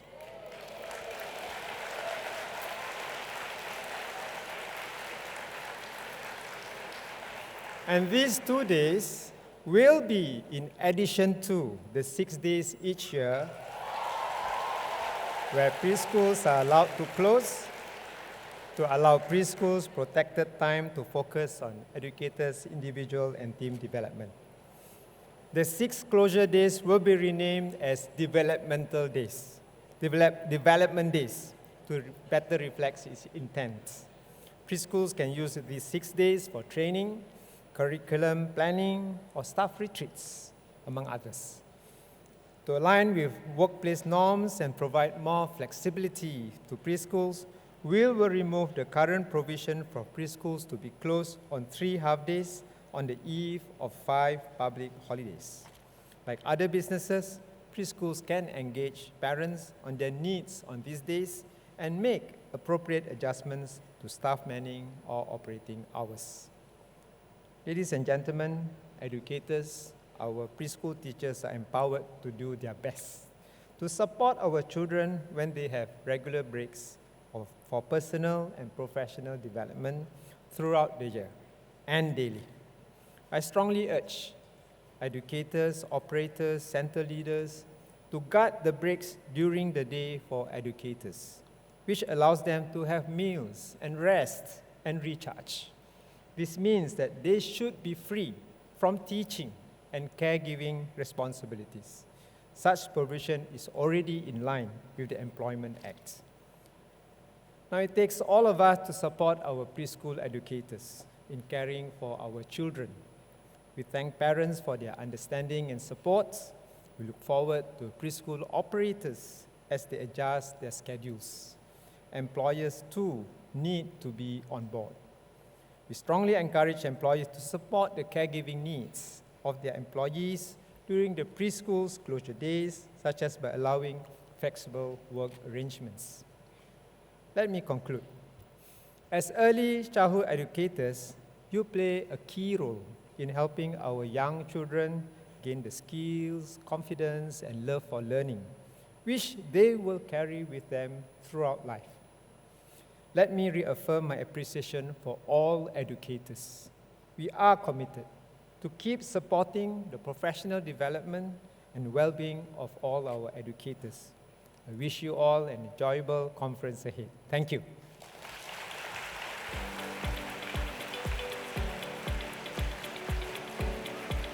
Thank you, Minister Masagos, for your address.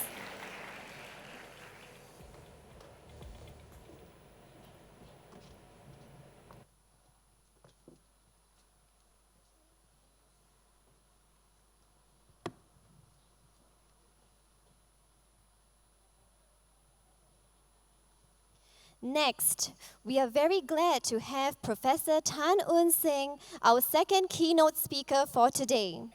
Professor Tan is the Dean for Special Projects and the Center Director for Singapore Center for Character and Citizenship Education, National Institute of Education, Singapore. Professor Tan is recognized as an international thought leader in teacher identity and educational psychology, as well as in advocating character and values as foundations of learning for children. Today, he will be sharing with us his honeycomb model on how early learners learn best. Professor Tan, please.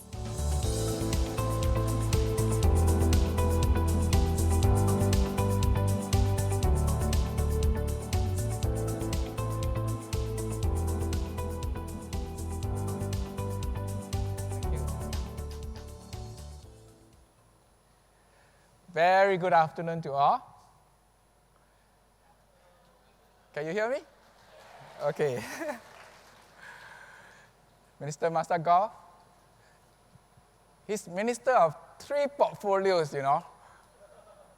I'd like to simply call him our beloved minister.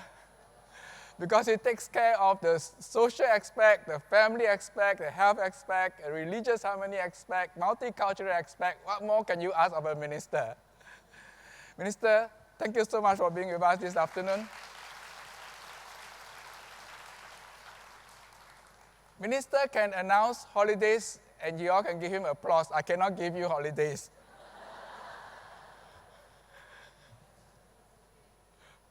Story was told about this famous professor called Albert Einstein. You know, he was a physicist who won a Nobel Prize, but he was famous for this theory of relativity. One day, Einstein was taking a train. So he got his ticket, and then he went up the train. And then the train conductor came to check his ticket. But because Einstein was having a lot of pockets, he couldn't find the ticket. So then he turned to the conductor and said, you know, I really bought my ticket. It's just that I couldn't find it. My name is Einstein, and I work as a university professor. And the conductor looked at him and says, oh, you are that famous professor. It's okay, don't worry about your ticket. So the conductor went off. A few minutes later, when the conductor walked down the aisles of the train, he found that Einstein was still standing and looking for his ticket. So he went to Einstein and said, Sir, don't worry about your ticket because I know who you are. And he said to the conductor, yes, I also know who I am, but I don't know where I'm going. The dangerous thing about asking professor to talk is that sometimes you don't know where you are going. Hopefully this afternoon I can give you something to go somewhere. But I had the joy of a minister giving me an award just some time ago. And Mr. Masakov, it's such a joy to be able to see you. Some years ago, I was asked to give a keynote in Stockholm. And this was the Royal Science Society. As you know, they award Nobel Prize. So in Singapore, we haven't got Nobel Prize winner, but you can't get Nobel Prize, at least can go into the Hall of Decision. So that was what I did. And see all the photographs of all these great Nobel Prize winners. But what impressed me was the emblem of this Royal Society. And I thought that this scientific society should have some atoms or some technological thing to represent the emblem. But it was not so. As you can see, it's a picture of a farmer tilling the ground.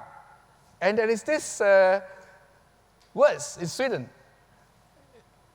for Esther Commande. Do you want to guess what is the meaning of this phrase? Think about it. Try talking to your neighbor. What do you think it represents? Well, actually it means simply for the next generation. For the next generation.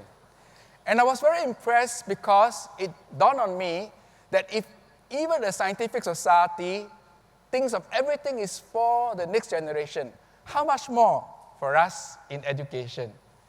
You know, education is really for the next generation. I've written quite a bit of books. I won't bore you with them. Some 5 years ago, I was asked to help run a center called the Center for Research in Child Development. We started with a seed fund of about 20 million over 5 years. And by April in 2023, the center actually was working with some 80 million of research fund. And some of the research that they are doing actually is working with ECCC. So we are really using cutting-edge sciences to help us in our development and understanding of child development. Some of my colleagues are actually here, and they have been working closely with ECCC to develop your early years development framework as well as the NEL framework. We were looking at research in cognition, in social-emotional learning, language, numeracy, parenting, pedagogy, teacher education, special needs, psychometrics, intervention. And I have a book called Early Childhood Development and Education in Singapore that captures some of this work. But I know that all of this research that we have done it's going to be very difficult for our early childhood teachers to read because it's too heavy. So I'm trying in this very short lecture to accumulate all this best knowledge and give it to you in just about 45 minutes. Let's see how we do it. So I call it honeycomb because I think we all like honey, right? Now, the purpose of my honeycomb model is very simple. Basically, I think it's very important for us to see the big picture, but at the same time, be very focused on the child. So in this model, I start with what we call the 6 E's. The economics of early childhood, the equity of early childhood, the essence of early childhood. And another very important 6 E's, the education of the early childhood, the educators, and the ecology. Now, I've given this model and talk in many places, from Harvard University to, to China and elsewhere. So this time, I'm going to make it very, very simple for you.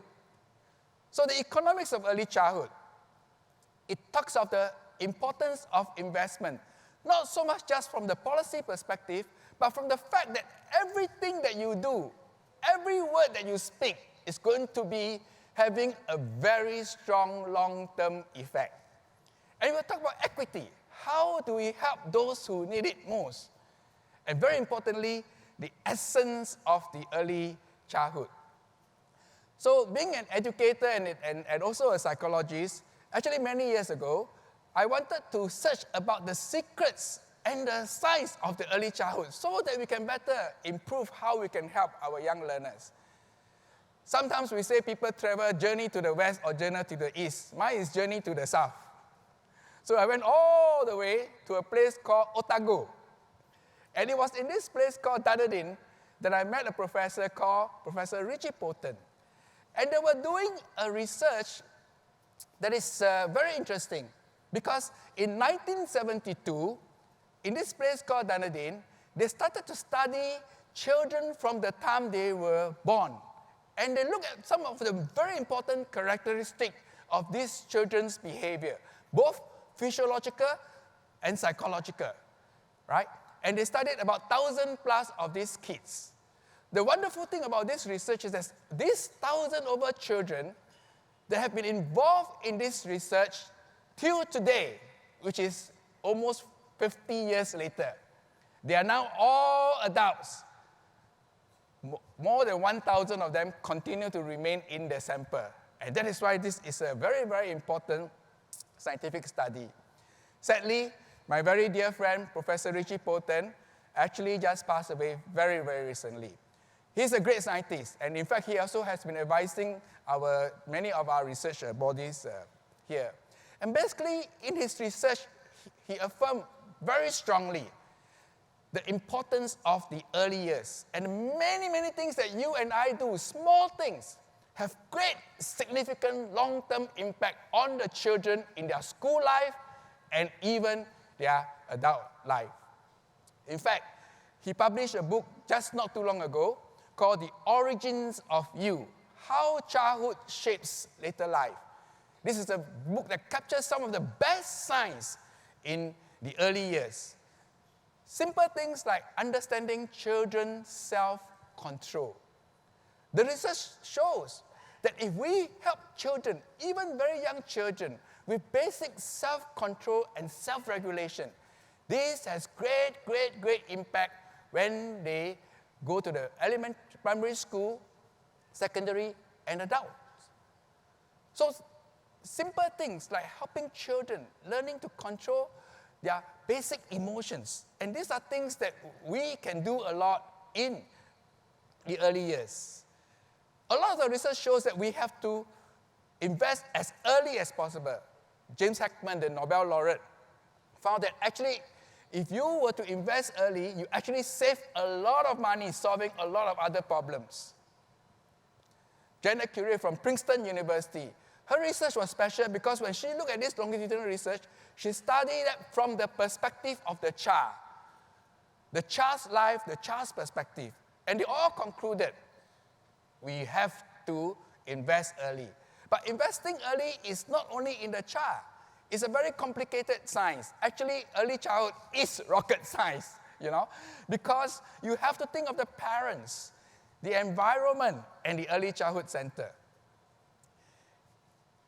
If we don't address some of this, I think we all know we will face many issues of widening gap, right, and unequal participation.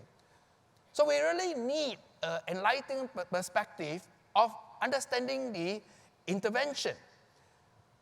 In our day-to-day work, how can we strengthen the foundation? Now, when we talk about foundation, people quickly start thinking, oh, language foundation, numeracy foundation. If we do the wrong emphasis, actually you may do more harm than good. The research shows that actually there are many, many important things you need to look at. You need to look at the predispositions of learning and thinking. You've got to look at play, curiosity. How do we optimize the head, heart, and hand learning? I would say more about the importance of emotions. And I think this morning you heard from Prof. Catherine that neuroscience, brain science, the science of learning are pointing to some very important levers in learning and education. And very importantly, we are beginning to understand that early childhood is a very, very unique and important phase of life in its own right. Actually, we already know a lot of the why. The most important thing is the how. And I really want to congratulate ECTA and all of you because we are doing a lot on the how in Singapore. I dare say that based on my research and observation, no countries has rolled out so much improvement over a decade compared to Singapore. Almost every other week. Honestly, I speak from an objective point of view. Almost every other week, you see something being rolled out to support that. Very importantly is parenting. I think we all know that while we all work so hard, we need two hands to clap. The lack of parenting care is a major contribution to inequality. So, not easy, but we have to figure out how to do that. So in terms of access, affordability, inclusiveness, quality assurance, even staff professionalism and system coherence, thumbs up to all of you. You have done so well. Now, I want to emphasize this very particular one, which is the early childhood as a phase of life in its own right. Especially as we launch this early years framework, we got to realize that the 0 to 3 years, this is a very important time for a child. In the brain of a child, neurons are being formed all the time. Actually, previous literature say that there are 100 billion neurons. Now I just read it's 200 billion neurons. And the key thing about this research that from neuroscience and what it is talking us can be simplified in this way. All these neurons that are being formed is creating a brain architecture, a brain infrastructure, just like you build physical infrastructure. Now, if this infrastructure are well built, just like if you have well-built roads, no traffic jam, you move smoothly. But if these roads are all over the place, you're going to have a lot of roadblock, right? Now, how do we make sure that as the brain develops, all this infrastructure is so well built in such a way that when they learn, when they relate, it's so positive.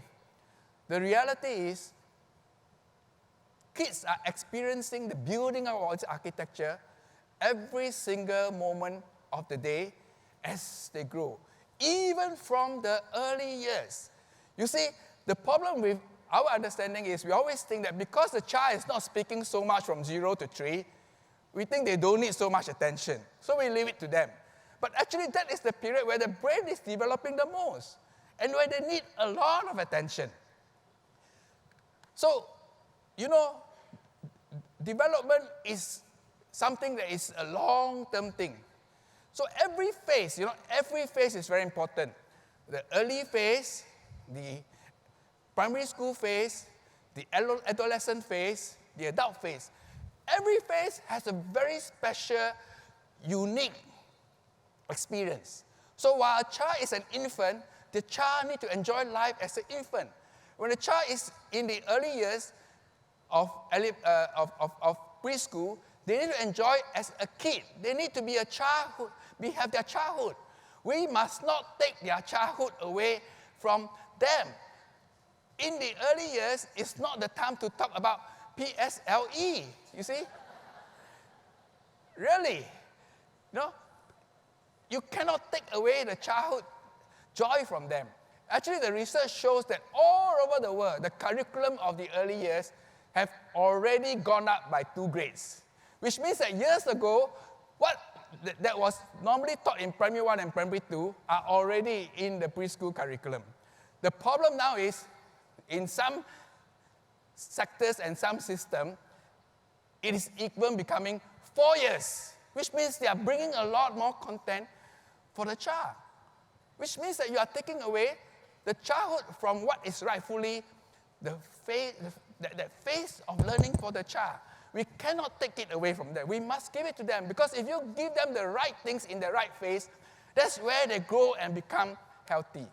In the early years, if you motivate them in such a way, they can enjoy diligence. For example, when they are helping you, they enjoy doing it. Papa, Mama, I also want to help you to do this. Let me take this for you. Let me arrange this for you. They learn diligence. And that is the character part that is most important. Because you know why? When they learn diligence, they become not afraid of hard work. You see?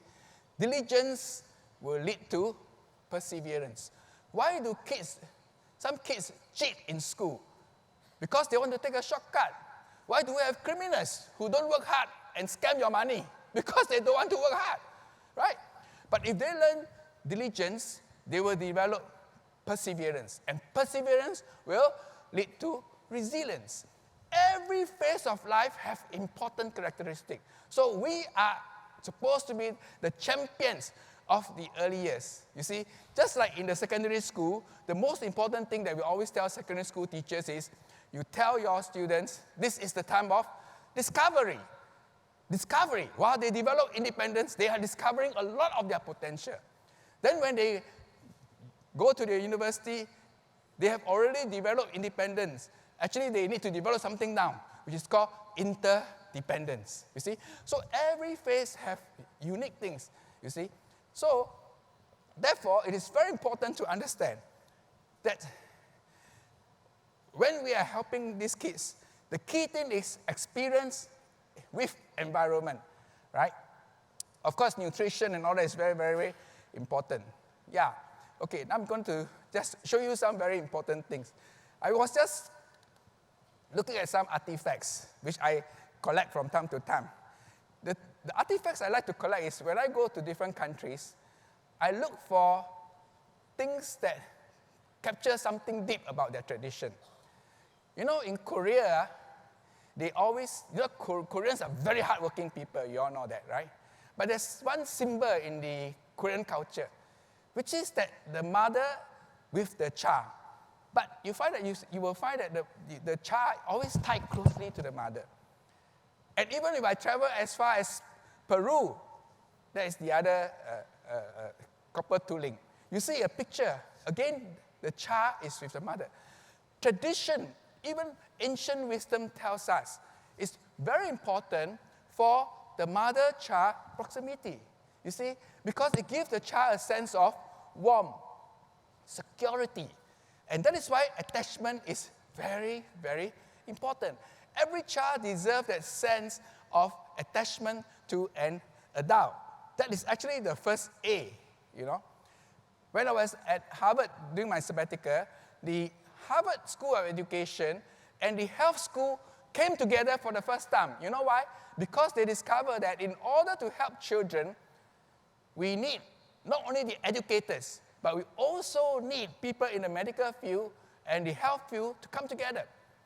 So this is what we are doing now. Now, think about it. As an adult, do you like nice people to be around you? Of course, right? Do you enjoy a good song, a good show? Do you like fun adventure? Of course. And these are exactly the same thing kids like, right? So you have to give kids this, right? But I want to say that in order for kids to have fun, you and I must not forget to have fun, right? As an early child teacher, the most important thing is the passion. You've got to feel it and have the joy that you are working with the kids. So I want to say that remember that there is a child in us that is always seeking fun. Okay? Very important. Can you say this statement? We know childhood joy is a phase of life. Can you tell your neighbor? We know childhood joy is a phase of life. So don't take that joy away from them. So now I want to tell you that it is very important for us to look from the perspective of the child. So when I now talk about the educator, the education, and the ecology, the most important focus is the perspective of the child, not your perspective of what you want to teach, the perspective of a child. A K2 teacher was very enthusiastic, and when she taught the first group of children coming to her, she wanted to know what is their numeracy skills. So she asked them, if I have 3 apples in one hand and 4 apples in the other hand, what do I have? A kid put out the hand and says, you must have very large hands. We all think in abstraction, but the kids think in reality, you see. Anyway, it's very important for you to laugh. We need, to be able to laugh and have more joy. Anyway, every time you laugh, do you know that a lot of endorphins is being created among your neurons? I just made you laugh quite a bit. Actually, every little laugh that you have is better than taking the vitamin pills. Seriously. So, this very 3 important is, which is what the framework has been all about. So I travel a lot around the world to learn what is the science for the good of humanity. I even went to Australia and I found a very important scientist called Catherine.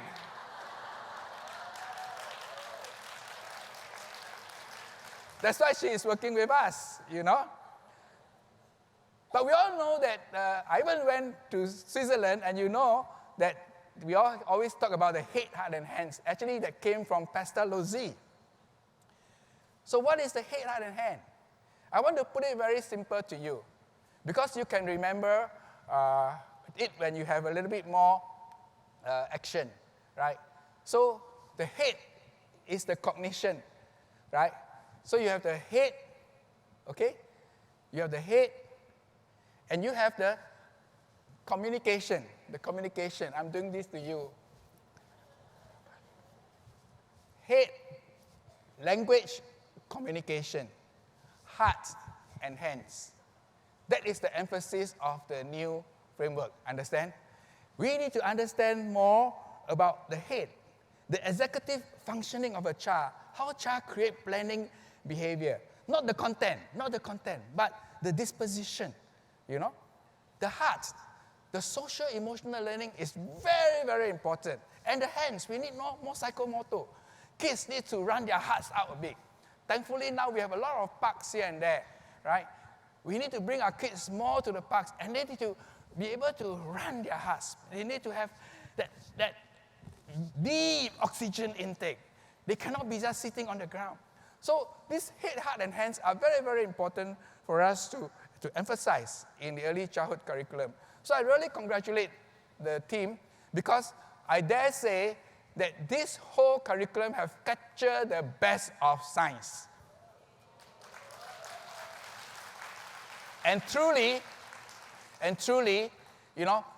really make practical for advancing practice. So I just told you, the child is not difficult to remember, right? And I want to say a little bit more about the child now, and also the NEL framework.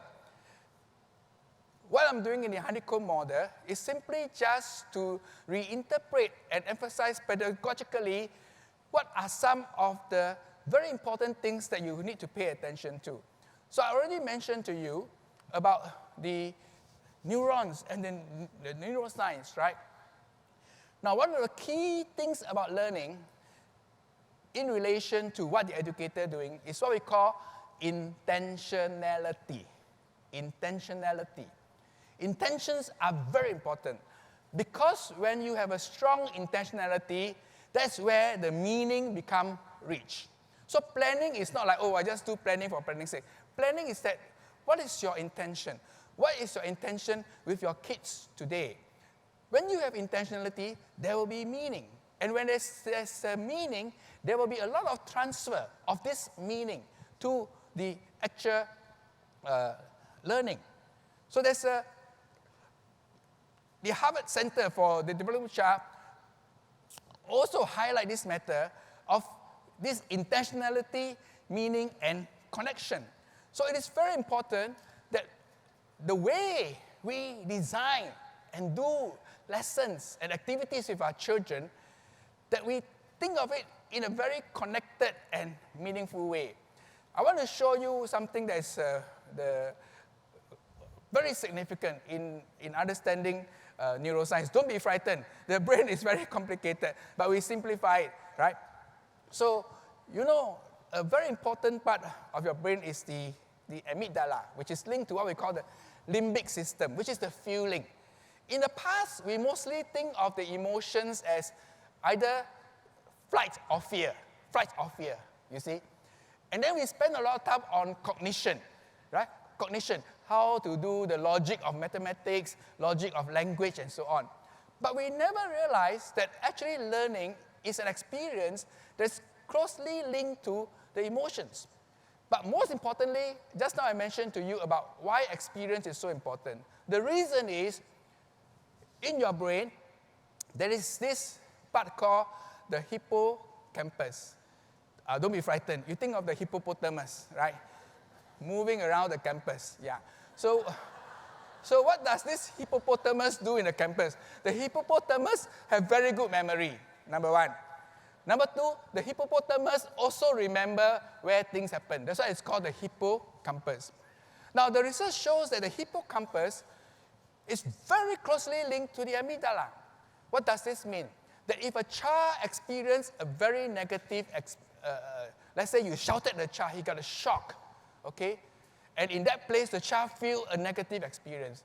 That negative experience creates a toxic experience that unfortunately don't just go away. You understand? So we all think that, oh, only very traumatic, serious thing, then the child is affected. Other than that, day to day, scold them a bit, no problem. No, if you tell a child, you bird brain, the child will, my brain is bird brain. The neural structure becomes like a bird brain.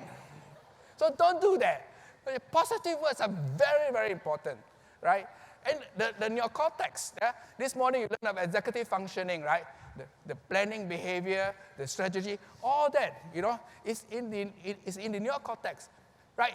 But all of this is also linked to the hippocampus and the amygdala, which means that learning is a whole experience. It's not just in the lesson. It's in the day-to-day, how you look at the child, how you talk to the child. The child is already building up all of these emotions.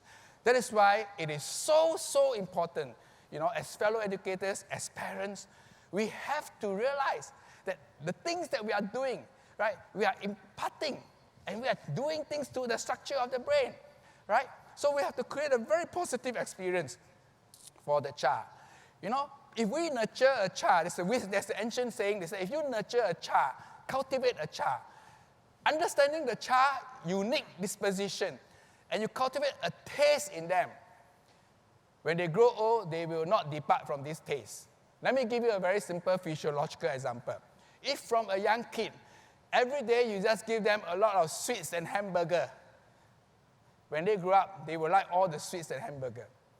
If from the young kid, you give them fruits like apple and things like that, where they do not cultivate a taste of over-sweetness, when they grow old, they will not like those sweet things. You see, small things, the amount of salt and the amount of sugar you do in your nutrition of a child, in the long term will create a taste that he must add a lot of sugar, a lot of salt, then we have a lot of obesity and high blood pressure, But it's real.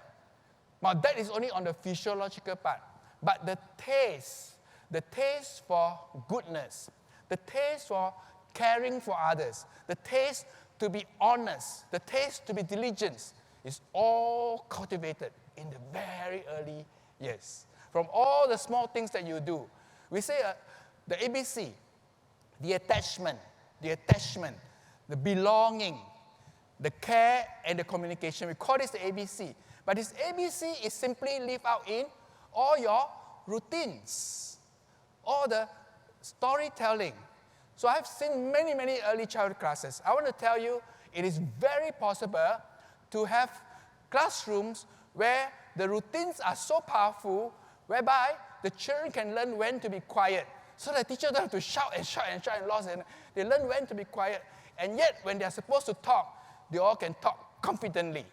You see? So we need to be able to design pedagogies to help our teachers, help our children to grow in all of these aspects. Okay, I'm going to move a little faster.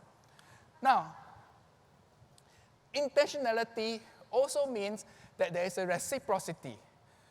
Why do I say this? Today we have a lot of problem with social media and the use of the iPad and things like that. You see, when you interact with a child, do you know how you teach a child intentionality? You have to look at a child in the eye, right? You look at the baby, hello, right? Mommy loves you, Wow, You look at a child in the eye, and the child actually wants your attention, right? You know that. The child always pulling the mommy, look at me, look at me. But today, a lot of parents are not doing that. Even when they are with the child, sadly, they put the child with an iPad, and they are on the iPhone. My goodness. See, now the child doesn't know looking eye to eye. Now, as the child grows up, now you tell the kid, pay attention. How come I talk so much? You never pay attention. The child is thinking, when I ask you to pay attention to me, you also never pay attention. You never look at me in the eye. So we need to learn, even with the kids. Maybe you have 30, 20 kids. Still, we can be intentional. I always tell teachers about the secret, even you have large numbers, the secret of helping kids in such a way that you can give them attention. Because I'm not asking you to every day give total attention to the 30 kids. Every day you pick 2 kids and you tell them that at this time, this whole 5 minutes is yours. Then you will slowly have got a deep connection with every kid through time, right? So there are many, many pedagogies that we all can pick up that we need to know.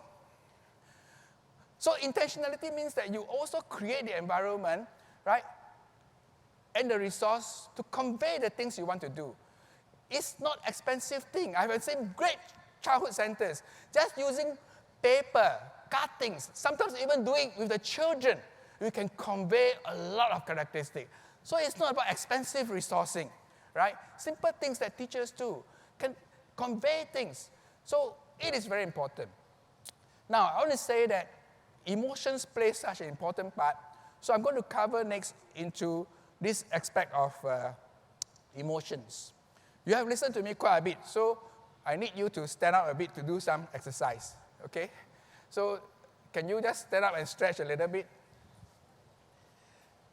I want to tell you that you can learn the whole psychology of the emotion in just these 5 minutes. In these 5 minutes, I'm going to teach you the whole psychology of emotions. How about that? Okay? Yeah. So the number one is, can you put your hand to your heart and say self-awareness? Yeah. Self-awareness means knowing how you are feeling, knowing yourself, knowing that you are unique, knowing that you are loved, knowing that you have special capability to be discovered, right? You have strengths. And yes, you also have weakness that you need to address. So it's about knowing yourself. That's the number one emotion, right? That's building up your identity. Know who you are. Who you are is not based on how many A's you get. Who you are is not what people say. Who you are is not what expensive goods or toys you own. Who you are is you are as a wonderful, unique person, made beautifully and able to contribute to this world. So that's the number one emotion, the identity. Okay? Number two, can you put up your hands and do the goodie sign and say, manage emotions, express emotions. So the number two psychology of emotion tells us that we need to help the child manage and express emotion.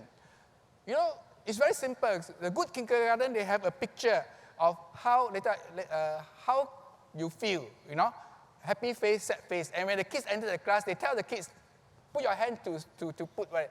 So, you know, the kids put happy. Once in a while, you see a kid, she put sad. Now you detect, right, this kid, put sad. There is something that he needs a bit of a care. Now, we also help kids to help them that the first thing in the early years is that when you need help, you need to learn to know how to express and ask for help. It's very important. Help children to be able to express their need to ask for help. Maybe they had a very difficult situation back home, which they cannot understand, right? And they come to the class, traumatized, right? You need to be able to let them to express, to be able to talk. They need to learn to be able to talk. So the very important is manage emotion, express emotion. And for teachers, you too, you need to be able to manage emotion, express emotion. I always tell teachers, never be angry. Because when you are angry, you always lose your case. That's what lawyers do. They ask the people on the stand. They will throw them into question. And then the guy got so angry, say, ah! The lawyer say, no further question. Why? Because when you get angry, you lose your case. When we deal with the parents, the moment you get angry at the kids and you do something, you lose your case, right? Then you say, but sure, get angry, what? I also can get angry, what? When you're angry, you just go to the toilet, lock the room inside, yeah! You come out, okay. And when you are supposed to be angry and people see you are not angry, wow, they will respect you. So, number one is self-awareness, manage emotion. Now the third one, I want to do something together. When I count 1, 2, 3, I want all of you to shout, wow, together with me, okay? 1, 2, 3, wow! Wow yourself. Please, wow yourself.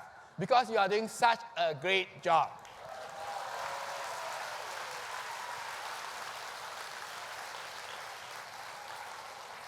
I think we need to take care of all our early childhood teachers and wow them that they are doing fantastic job. There are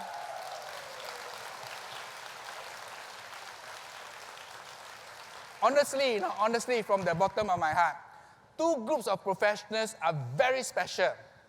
Nurses, teachers. Yeah.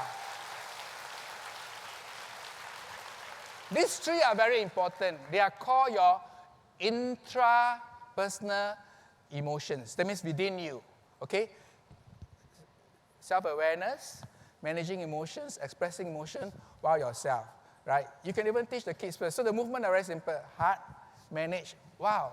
Now, after you wow yourself, I want you to bring your hand down as if you are going to receive a big, big bouquet of flowers, very big bouquet of flowers. This is the biggest bouquet of flowers your boyfriend ever gave to you. Or girlfriend. Now say, receive. I want to tell you this. We talk about social awareness. The number one emotion in social awareness is called empathy, right?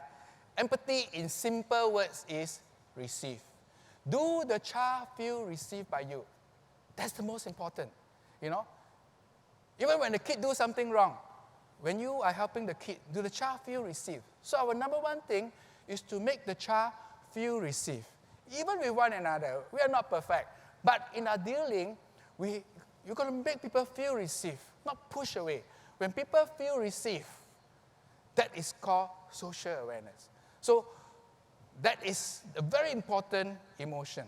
And when people feel received, that's where you build relationships. Relationships. When relationships break down, there's no trust. Once there's no trust, very difficult. Parents, teachers, everything very difficult. But once there is trust, there's receiving, right? That is called the social awareness, right? Next, emotion, very, very important, just as receiving. Can you shake somebody's hands and say, build people relationships? Yeah, so this is the SEL. Self-awareness, managing, expressing emotion, wow yourself, receive people, build relationship. Thank you very much.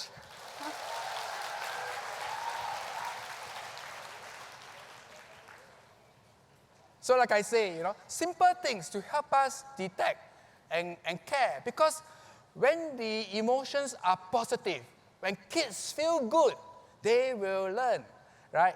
So all these things I've told you. Yeah, so this very famous professor is called Martin Seligman. I met him at the University of Wharton. And he has helped, the scholarship of understanding positive psychology, right? And we all know that if we mediate that positive feeling in the children, it's going to have tremendous effect. Now remember this, fellow teachers. You may see 30 kids, sometimes more. But do you know that to the kid, you are that one very important, significant person? So what you say, what you do, what you model is very important to them, you see? So it's very important for us to understand this whole emotional care. I won't go too much about the curriculum, but I hope as you interpret this curriculum, right, it's very important for kids to have the fun, right? Do animation, do comedy, tell story, create inquiry, right? Nurture character, always have a song. I say again, always have a song, right? So I got to move a little bit faster. And in play, we need all kinds of play. Pay more attention to play.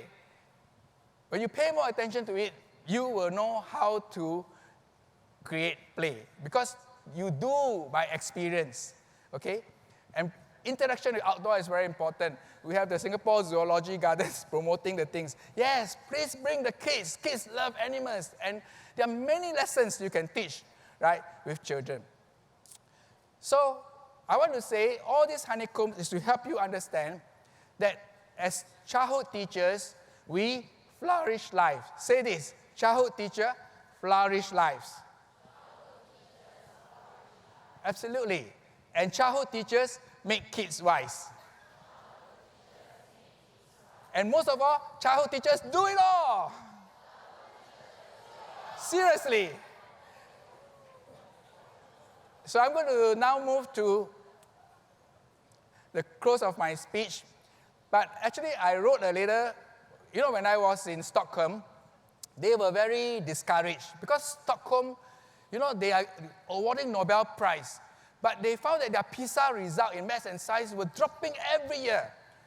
So the scientists and the teachers got together and they invited me there because Singapore PISA was very high. They said, tell me the secret. I say, actually, there's no secret. The secret are the teachers. So they said, but our teachers are very discouraged. So it was in Sweden, you see. And I say, in Sweden, what is your favorite, music? And they talk about the ABBA. So I said, okay, I sing a song to encourage you. So this was what I wrote for them. I have a dream, a song to sing, to help us cope with anything. If you see the wonder of a teacher's role, you can take the future, whatever the learning curve. So I sang this for them, and they were so happy. After that, they recorded and they sing and sing and sing again. But I also have a song for you. So I have this poem for you, and this is the poem that I have for you. There's a child in us that is always fun, because you must have the passion. And I said already, we know childhood joy is a phase of life. So we do our best to give each dear child all the love and hope and joy. So I'm going to sing it for you, but actually you all can sing too. I picked a tune that is quite simple, and it goes like this. There's a child in us that is always fun. We know childhood joy is a phase of life. So we do our best to give to each dear child all the love and hope and joy. Childhood teachers flourish life. Childhood teachers make kids wise. Childhood teachers do it all to give joy, joy, joy. Thank you.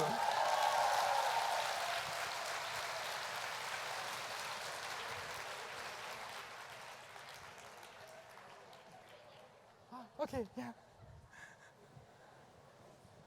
Thank you, Professor Tan, for your presentation. Another round of applause, please. Thank you. All right, we'll now move on to a segment for Q&A.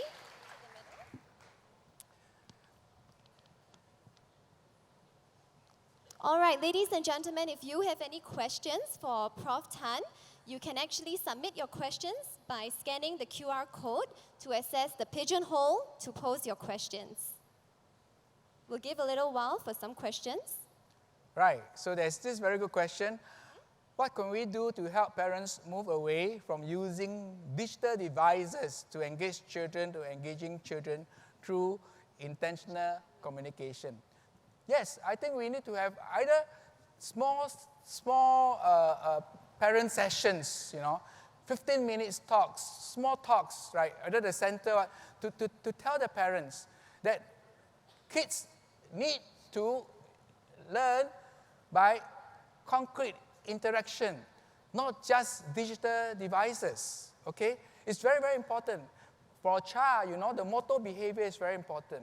So, especially from 0 to 3, it's not just about giving them devices. Of course, there's a stage in life where we need to use AI and all the clever technology, but in the early years especially, right, we got to use technology very cautiously. And books are still the best friends. Books are still the best friend. I tell you, turning the page of a book, looking at a book, very, very, very important. So we definitely need to educate parents because human nature, take the easiest way out. If there's something, get it done for me. No, I think we have to reinforce the importance. And not only that, the most beautiful picture of parent-child interaction is having a parent with the kid sitting next to you, all right, especially a young toddler, close to you, holding a book together, looking at the eyes, looking at the story, talking. It gives the kids the proper warmth. And the neurons are forming nice architecture, right? But when you put the kid away, right, when the kid feels insecure, do you know that every time you are anxious, you create toxic emotions, right? The neurons become poorly connected, right? So it's a long-term good for the child. So we have to educate parents, definitely. Next Thank question. you very much. All right, we'll move on to our next question. All right. Parents can influence child outcomes. How can educators support parents who disagree with professional assessment that their children may require additional intervention? Yeah, so it's very, very sensitive. First, I think we need to take an approach which is more holistic. Let us not be too clinical. Don't be too clinical in the sense that, of course, today we all know that there's a lot of research talking about ADHD and so on. Don't just jump to a conclusion and say that, oh, your kid has this, this particular psychological defect. It's a bit of ADHD. Parents don't like to hear that, right? But I think we can tell them that, kids are different. Kids develop things differently, right? Some kids are faster in something. Some kids are underdeveloped in this. And in some areas, some kids need additional help. And sometimes you need professional help. So it is very important in our communication. Don't just take as if it is a clinical assessment and tell the kid, tell the mom that this is it. Because it gives people, people are very frightened about clinical diagnosis, right? I mean, you go to a doctor, and if a doctor say, oh, I think this is, that, You get frightened, don't you? Right? But, you know, we need to be more holistic, right, in helping them, right? And of course, sometimes the kids may, if they really have a more serious clinical problem, then I think you need professionals to be able to communicate more clearly to parents. But very importantly is you want to be able to encourage parents' effort. You do not want to say something to the parents which they are helpless to do. You know what I mean? So you have to be able to also sometimes give them some hints, some tips of helping them, you see?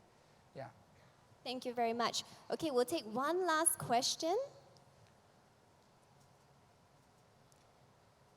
How was the Austin Stewart curriculum developed and where is it used? Very interesting. Austin is my name.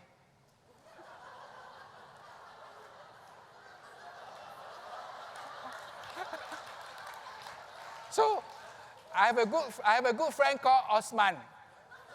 And I said I want to be his brother, so I shortened my name to OS and Tan, and I say, Osman, Ostan, we are brothers.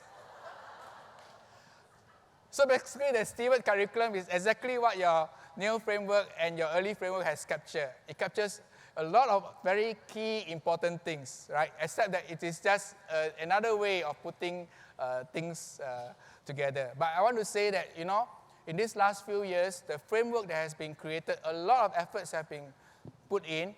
And I want to tell you that as it is being rolled out, it is really a very good framework. If we really do our part to cooperate with ECDA and to really work this thing out and learn together, I'm sure we're going to enhance the life of our children many, many times across all areas of socio-economic background. Thank you very much. Thank you very much. Another round of applause for Professor Thank you. Tan, please.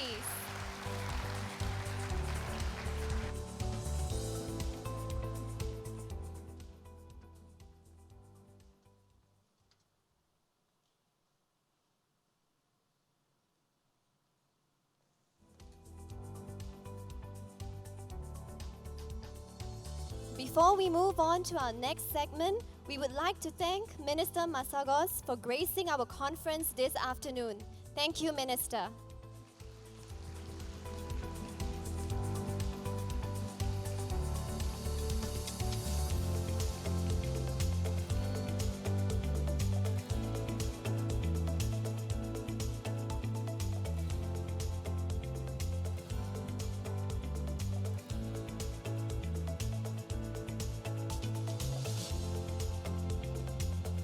And now, we will have a plenary session on the revised Early Year Development Framework, EYDF, which was just announced by Minister.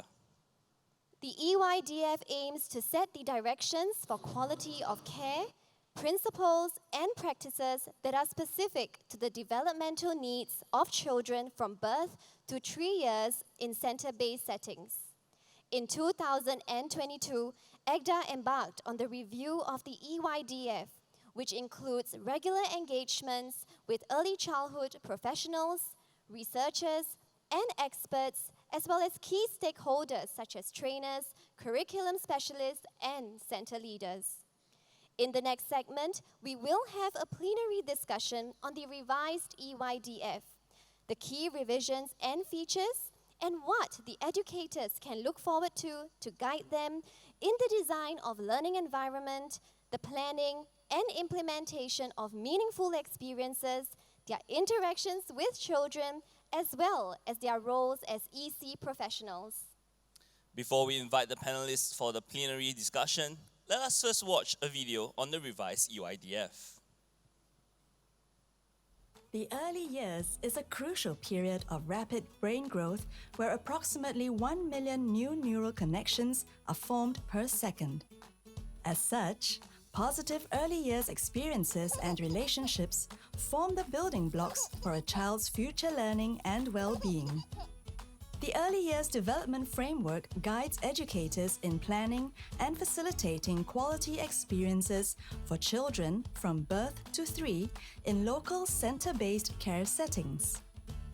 EYDF 2023 centers on our beliefs that Children are joyful, curious, active, and competent learners.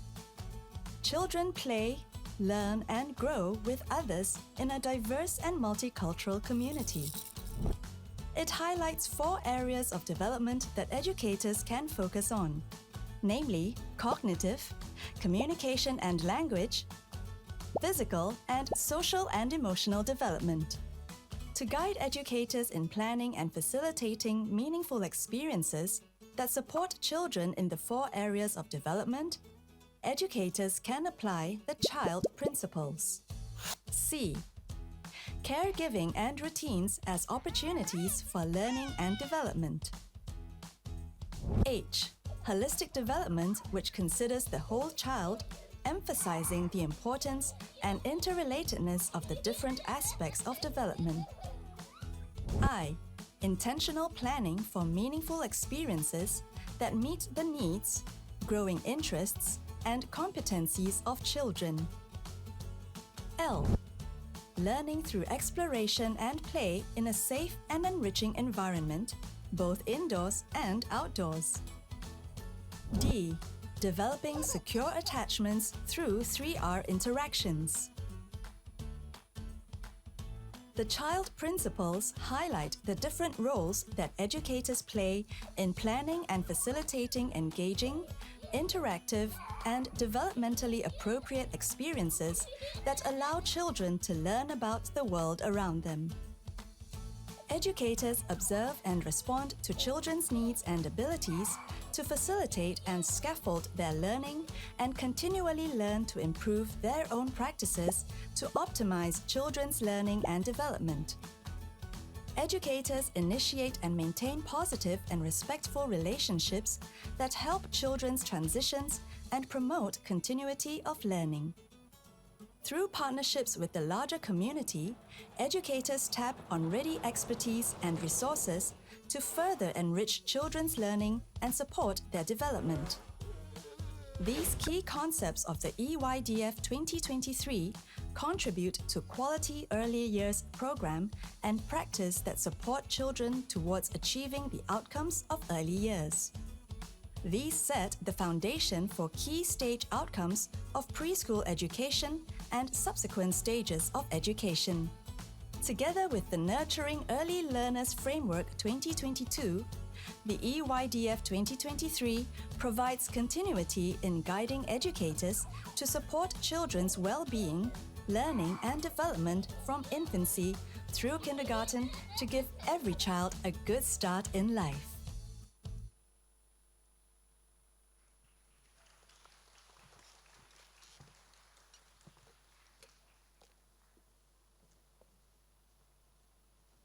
Before we invite our plenary discussion speakers, you may like to take note that questions are welcome.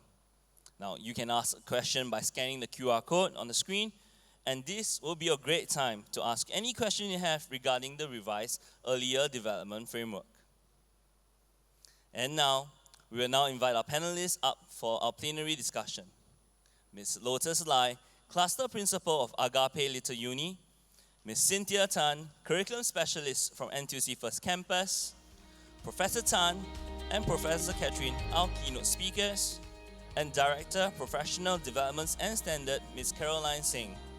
The session will be moderated by ACTA Fellow Ms. Melissa Goh, Senior Lecturer, Early Childhood Education Program from the Singapore University of Social Sciences, SUSS.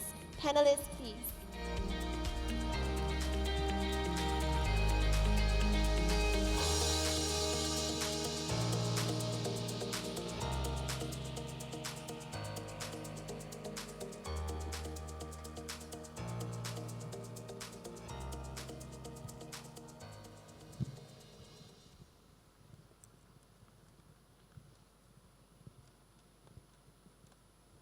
Hello.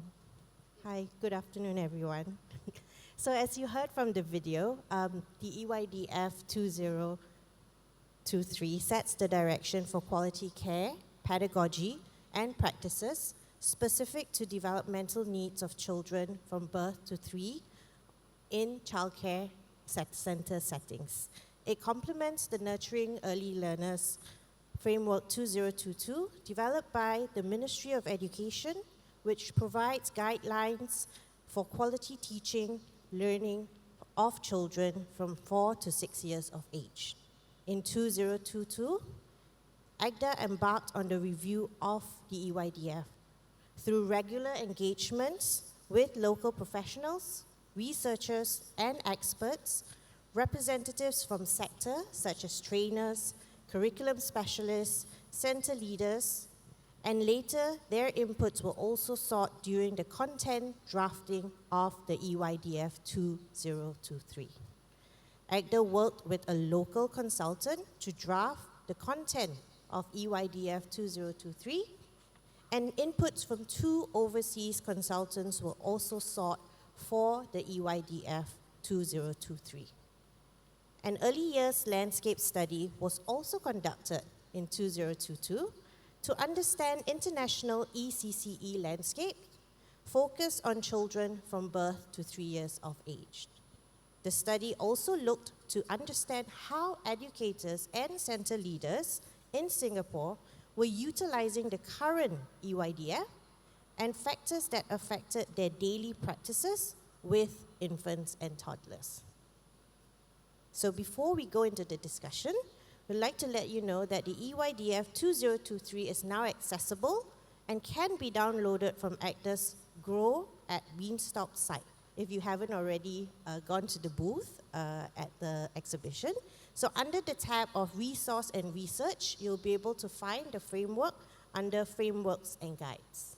So I'll kick off the panel discussion with a fundamental but very key question to Professor Catherine. Could you share with us how important is the early years to children's well-being, their learning and development, according to neuroscience and brain research? Thanks.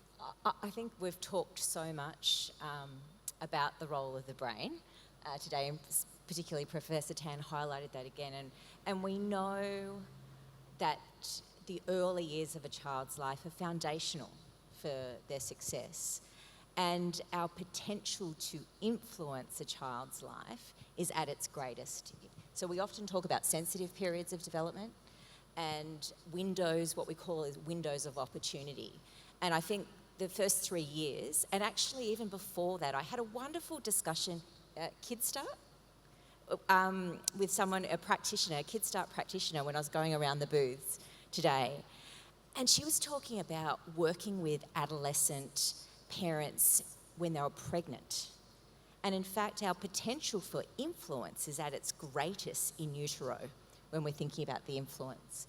Now, when we're talking about influence, we really need to consider the significant contexts in which children operate. So we've talked about the significance of early childhood educators, we've talked about the potential for influence from the home learning environment and the significance of relationships. Because what happens in those really critical or sensitive years is it shapes children's expectations of what they get from others throughout life. Now, there's a quote that I've often used that says, "What we do in life echoes throughout eternity." And often attributed that to Marcus Aurelius, who is the Roman philosopher. And I was Googling it to see what context that quote was used. And in fact, it was actually said by Russell Crowe in Gladiator, who was paying Marcus Aurelius. But I think it's significant. So when you talk about those critical or sensitive 3 years, it really pertains to our potential for influence. So what we do now with children can echo throughout eternity, and that long-term impact. And recent research around epigenetics is now saying that trauma can actually be inherited at a cellular level. So we talk about the significance and the wow of early childhood educators, and your potential for influence and impact is not only on this current generation, but it's on the next generation and then their grandchildren. And that's your wow. Thanks, Catherine. Professor Tan, anything to add? Yeah, so the 0 to 3 years are very, very, very significant. And just because the child hasn't spoken and articulate so much, right? Adults tend to think that then they do not need so much interactions. But on the contrary, actually they need a lot of interactions, from eye contact, feeling, and so on.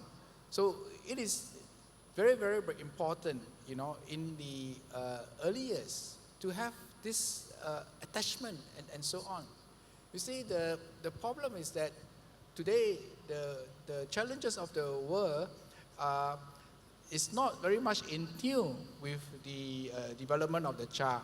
When the kids are very young, the parents are so busy working, and so they outsource the child to others to take care. And then suddenly when they think that, okay, I'm quite okay, and they now want to spend more time with the kids are 12, 13 years old, and they want to be independent. So the parents are catching the kids at the wrong time. So we got to tell parents these days that you need to look at the whole lifespan, and if you want to help your child, you got to invest your child and interaction with the kids at the right time. You cannot outsource, that care of proximity, holding the child. These are very, very important, you see. So I think it is very key now and the neurobiology tells us that, in these early years, a lot of things are happening in the brain. And that's where actually the child needs much, much more interaction and care. Thanks, Professor Tan.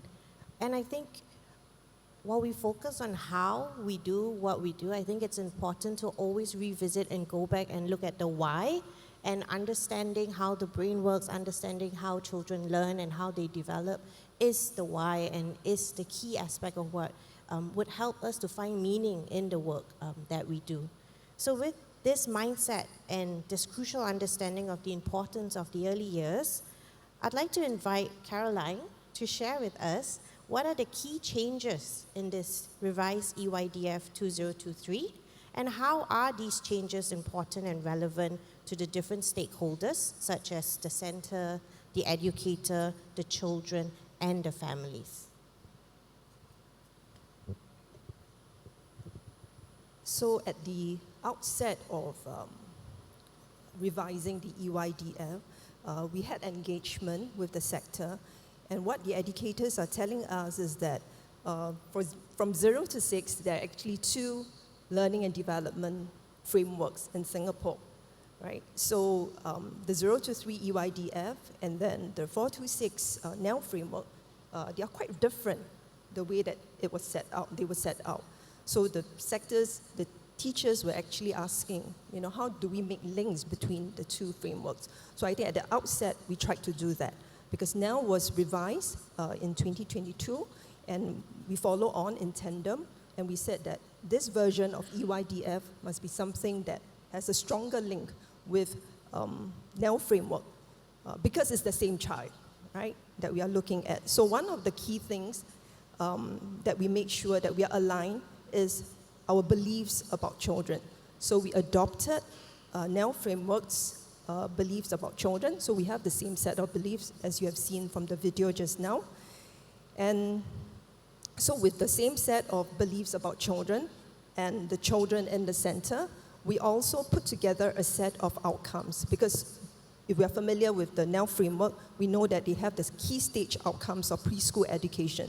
So we wanted a set of outcomes to build for that to build on. So that became the foundation. The outcomes of early years became the foundation for key stage outcomes of preschool education in NEL framework, as well as the later stages of education. So now that the child is in the center of EYDF, we identified 4 areas of development through research. So we fall grounded 4 areas. They are cognitive, communication and language, physical, and social and emotional. And we thought we can help our educators to focus on these 4 areas of development. And again, through the engagement, the sector, the teachers, the educators, they told us we need some goals because we don't know whether the child has achieved what we set out to teach them in terms of the learning experiences. So in this EYDF, there will be developmental goals defined for each key area. So that's the 4 area of development. And to further help the educators in the planning and implementing of meaningful experiences, we put together 5 guiding principles called the child. I think you saw the video and Prof. Tan talked about it. So just let me repeat what child stands for. So C, for caregiving and routines as opportunities for learning and development. H, for holistic development. I, intentional planning for meaningful experiences. Learning through exploration and play in a safe and enriching environment. And lastly, D, the importance of developing secure attachments through respectful, responsive, and reciprocal, 3 Rs, interactions. And lastly, the EYDF also highlights 4 key roles that educators play in the lives of young children in center-based settings. So these 4 roles, thoughtful planners, responsive facilitators, reflective practitioners, and lastly, collaborative partners, are the same roles, 4 roles of educators in the NEL framework. So again, we are trying to strengthen the link between the 2 frameworks. Thanks, Caroline. I do agree, and I think having been on the NEL review framework committee, I do see a stronger link or more seamless progression in that sense. And I think an important thing to note, those of us that attended Professor Catherine's concurrent session, she talked about collective effort and collective understanding. And I think from a ground perspective and from a center perspective, whether we are looking after or caring for the children in the 0 to 3 ages or the 4 to 6, I think it's important for us to be aware and to understand both the frameworks and have clarity of how the frameworks connect and how the frameworks actually progress from birth all the way to 6 years old. And as a collective team in the center, that we are able to see this progression so that the children can actually progress, not just from 3 to 4 years old in that sense, but every single year that they move on year, is a progression in their growth and is a progression in their development.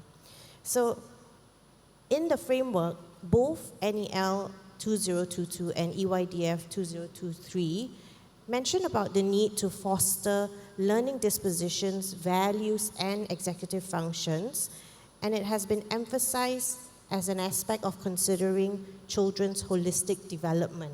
So Catherine, could you share, and you shared earlier on, about the early emergence of executive functioning that takes place in the early years. Could you elaborate a little bit more for us on the role that executive functions play in children's holistic development?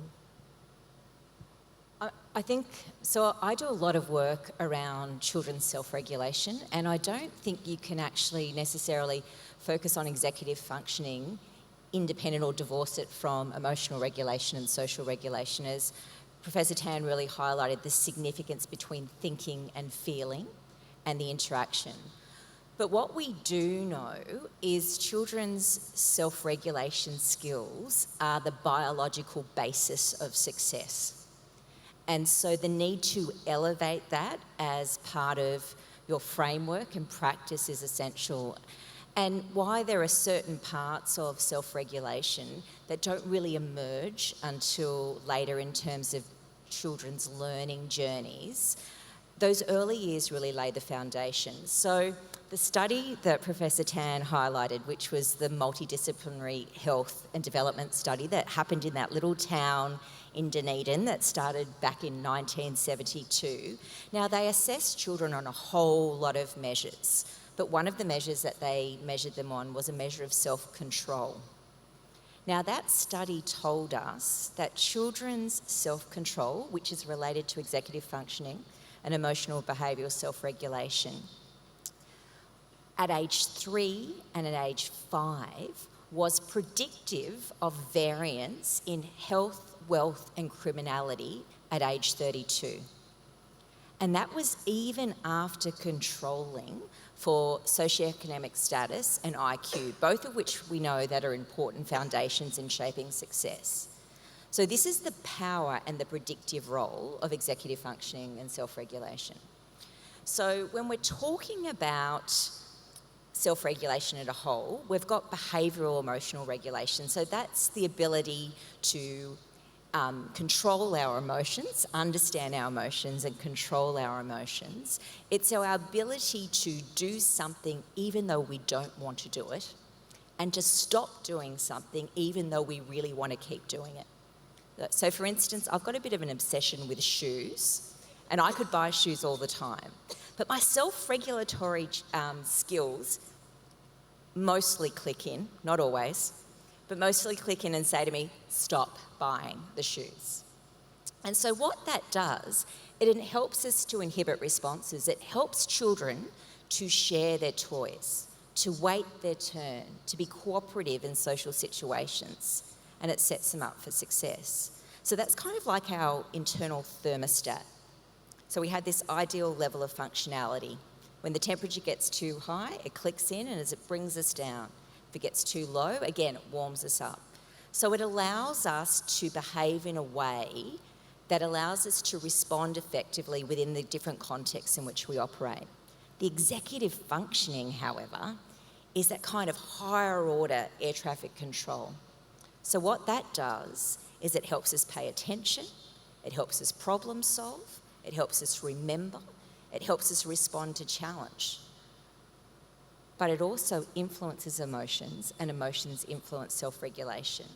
So that child who is able to control their emotions when they're faced with something really challenging or really difficult, so it's okay, you can keep trying, is the child who's able to persist in the face of challenge. And that's probably one of the most important outcomes of self-regulation, executive functioning, persist in the face of challenge, because that's when the learning happens. That's when the magic happens. So why children can't necessarily self-regulate at age 2, even 3, they're in that phase of co-regulation. We are laying the foundational skills for later success.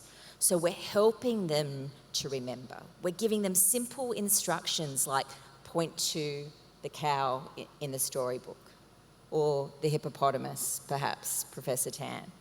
So it's really about following instructions. Go and get your shoes and put them over there. It's helping them understand the relationship between cause and effect, so they understand how they enact in their environment. It's around persistence. So you hide that toy, but a little bit can be seen for that 1-year-old, and they persist in getting that toy. So what we're really doing is laying the foundational skills that are needed for effective self-regulation and executive functioning as we move through the school years. Thanks, Catherine. Yeah.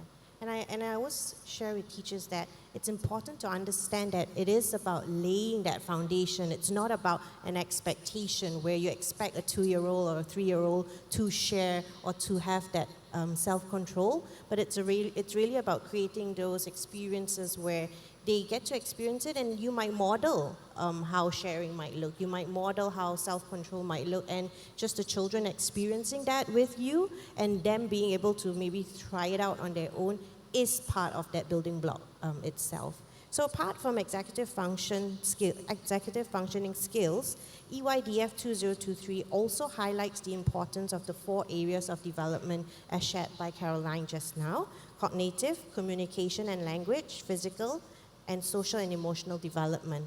And in the video earlier, you saw the introduction of the 5 guiding principles. So I'd now like to shift and move over to Cynthia to share with us more about the 2 components of this revised framework. So namely, first let's go into why are these 4 areas of development important for children from birth to 3? You know, and I want to say these 4 areas are not new, right? I mean, to many of us in the room, the 4 words, cognitive, communication, language, physical, and social emotional, I mean, it's things that we've heard. But I think what the EYDF does this round is to really put it comprehensively, plus foreground it So in the EYDF, it is foregrounded, and it's saying very explicitly, these are important for us to look at. And as I was reflecting, I mean, being in a committee and then now being able to see to fruition, right, this beautiful document, the words we choose shapes our perspectives, right? So when we talk about development, what does development really refer to? And for me, when someone tells me a development of the child, what I'm thinking about is development is that complex interplay of nurture and nature, right? A child's development is influenced by biological factors, hereditary factors, health and nutrition, especially for infant toddlers, a child's temperament, as well as then the child's learning experiences around him. And hence, I find that when we speak of development, it points us to ask the question to ourselves, each and every one of us, who is this child? It's not just what am I going to teach the child today, but first and foremost, who is this child that I'm receiving in my class each day and really getting to know the child? The analogy I have actually is like a seed, a plant, okay? When you want to grow a plant, you put the seed. You can't force the plant to grow. You can't force the seed to grow. But what you can do is to provide the necessary conditions for it to flourish. However, not all seeds need the same things. Every seed is different, and I think it really challenges us to think about who is this particular child in our classroom and what does this child actually need from us. Thanks, Cynthia. And complementing that for the 5 guiding principles, right, the child, how might centers and educators be able to implement and put this into practice? So perhaps I extend from the seed analogy, right? So we know every seed, but as we know with plants, there are general good conditions to grow, correct? I mean, they need light, they need water, they need the right temperature. And I would see child as that. So these are general principles when we work with children from birth to 3, things to look into. And I find that the child principles can serve as a framework for each of us to take back to our centers. Perhaps it's for you to have a starting point with your teams to talk about what does it really mean to work with children from birth to 3? Having a reflective dialogue and to examine your curriculum. So let me give an example. So let's use the first principle, C, right? Which is caregiving and routines for opportunities for learning and development. And perhaps just one example, diapering. And for us who work in infant rooms, that's something that happens every single day, multiple times in a day. Now, questions to really talk with our teams is, do we use this time to connect and bond with the child as an opportunity to foster social and emotional connection? Are diapering opportunities for us to have back and forth communication, which then fosters language? Are they opportunities where children can participate, even the very young ones? Which color shirt would you like today? Which diaper would you like? Can you help me raise your hand? And I think these things are the conditions that are necessary to foster cognitive development. So I think child provides quite a concrete framework, and you can really go down, look at the 5, even ask yourself, which is the one that we really want to talk about first, or which are the ones we need to work on? Thanks, Cynthia.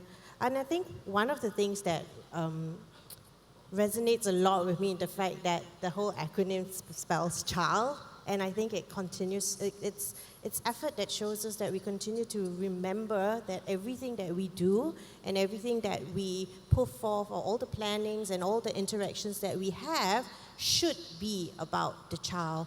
Of course, not forgetting the educators, definitely, but the child is at the center of everything.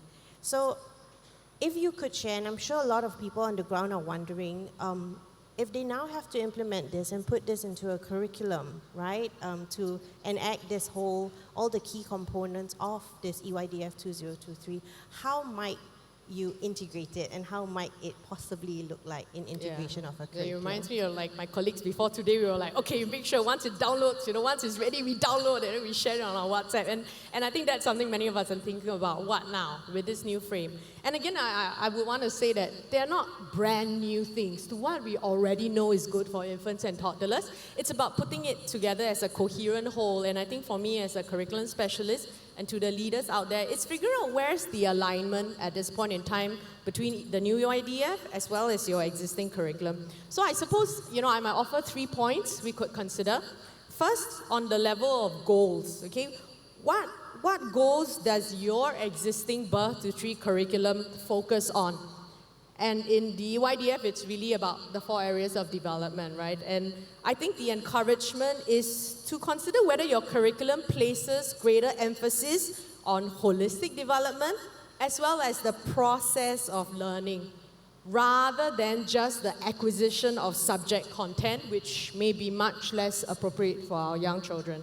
So that's point 1. Point 2, approach. And again, I come back to child. So how is the existing approach in the birth to 3 curriculum in your center aligned to the child principles? Any of the principles needs to be included or better articulated in order for a more comprehensive approach. And the last one I want to share would be on the level of, I would use the word outcomes because that will be what the EYDF calls it. Every time when we look, as curriculum specialists, right, we go down to the centers and we're like, our center's doing okay, what support does the teachers need? Often we observe teachers' practice. And I think that's a very important reference point. But how do we know whether practice is working? Is we have to observe the child. The child's responses tell us whether the curriculum is working or not. And with the infants and toddlers, they can't say, oh, I love this or I like that aspect. But what they can do is they tell us with their responses. If you go to the EYDF document, I think one of the useful things is under the outcomes, they ask, or rather we envision children to be happy, secure, engaged, discovering. And I think these are things that you can look out for in your classrooms to know whether you're on the right track. They are slightly different from development because development looks at competency. A child who's competent, so a child who's able to walk doesn't mean he's happy in school. It's a slightly different thing. And I think we need to be able to watch our children to let them signal to us whether our curriculum is working or not. Yeah. Thanks, Cynthia. So now we shift gears a bit. We've talked a lot about the child and their development and how their brain works. Let's shift to the educator, another very important factor in this whole equation. And I'd like to invite Lotus, right, as a center leader. So we're going to talk about the roles of the educator and there are 4 roles in particular, but I'd like to focus on the educator, 3 roles. The educator as a planner, a responsive facilitator, and as a reflective practitioner. So how would you say educators should carry out this role, or how might it look like when it's carried out in the centers? Okay, educators should plan and provide meaningful experiences in the safe and enriching environment to promote the child holistic development. I think what we have learned from Professor Tan today, the 3H, which is the heart, the head, and the hands. Because it's very important for educators to plan a very safe environment because environment is always the third teacher. So for infant, when the heart is settled, I feel safe. Okay, I'm confident. Okay, my brain, and my head start to move. And that's when I'm confident, to use my hands and my senses to explore the environment. So one of the most important things that educators within the center or across the center can come together to do brainstorming sessions together because as people, we run out of ideas. Yeah, so when people come together, okay, we network, we brainstorm. That's when ideas come and flourish. Yeah, and this is also extremely good, when networking comes. It also guides the new staff who are in this industrial, like to plan how the lesson should be conducted and how to set up the environment to stimulate the child's thinking.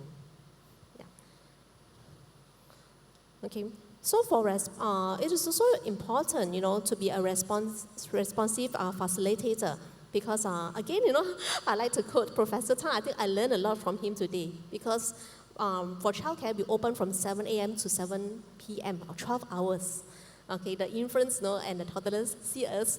I would say that close to 12 hours. So what we do, what we say, actually we really role model to the infants and to the toddlers. So it is important for educators to scaffold by how? By talking. Okay, to plan the questions. Yeah, so in that case, it stimulates the children or the infants.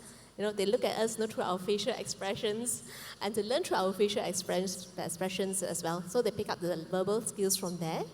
Yeah. And for educators, right, we also need to reflect from time to time. Okay, so how do we do that? One important thing is, like, I believe in classroom observations, okay, across all levels. For example, if I'm need to work on a particular skill, so probably, I'll get my peers, to watch me how I conduct a play, how I talk to the infants, and probably she could give me some highlights on how to improve my lessons. At the same time, we can always network across the communities. For example, we can join in community networks like the ACES. They always have, I think every month they have different topics for us, to learn. Yeah, and not to forget to attend the CPD courses. Yeah, so all this will help to improve our skills and knowledge. Whew. A lot to do. But I mean, we all do admit that all these 4 different roles are crucial and it's integral. But it can weigh down a lot on educators as well. So I open it up to the whole panel, right? What advice would you have for center leaders and educators in embracing these roles? Because we know how crucial they are. We know that an educator makes or breaks the experiences that children have. What advice or what words of inspiration might you have for the educators and center leaders out there? Or anyone? I'll add something. I mean, you've been challenged through this conference, so it's very much around learning how children learn, but it's around transformation of practice. And we can't transform and we can't make change and we can't improve in the absence of reflection and critical reflection. And so the role of the critically reflective pedagogue is essential for achieving high quality practice. It's essential for understanding children's needs, and it's essential for creating an environment that is responsive, that promotes values, that ensures equity in access, and lays the foundation for children's learning. I think the challenge is we often ask people to critically reflect, but we often don't provide the scaffolding needed to be able to do that effectively. So I think this sets a really high bar of what we want to achieve, and it paints the picture of a high quality pedagogue that's needed in order for children to flourish. I think the next step is thinking about how do we do that in a meaningful way, and how do we wrap our hands around educators and around the sector more broadly to empower them to engage in those processes. So I think that's certainly something to think about moving forward. Thanks, Catherine. And I wanted to just quickly add to what Catherine was sharing. I think the word that comes to mind also is presence. As leaders, as educators, how do we encourage presence in our classrooms? I think we're very focused on doing, and rightly so, right? I mean, our work is busy, but I suppose there's also the being. And what does it mean for our teachers to be? And be means, are they aware of their own thoughts and their values and what's driving their practice, exactly the reflective practice? And I suppose it's really starting small, right? Again, as a practitioner on the ground, we hear the challenges, workforce, qualifications, and they're tired. But I think we also want to come from a strengths-based perspective that people seek for purpose. They seek for meaning in their work, and if we can be that little spark that asks the right questions to give that bit of a spark and help them see that you are capable and we all are here to think together, then I think we can all move in baby steps together. Yeah. Thanks, Cynthia. Anyone else? So I think teachers are very, very important because you are the champions of the learners. Actually, that's the number one value of a caregiver or educator. And that's what makes us all professionals, right? I mean, like a lawyer is a professional because they give voice to people. Whether you are a criminal or whatever, my job is to give you a voice, right? Doctors are important because they save lives.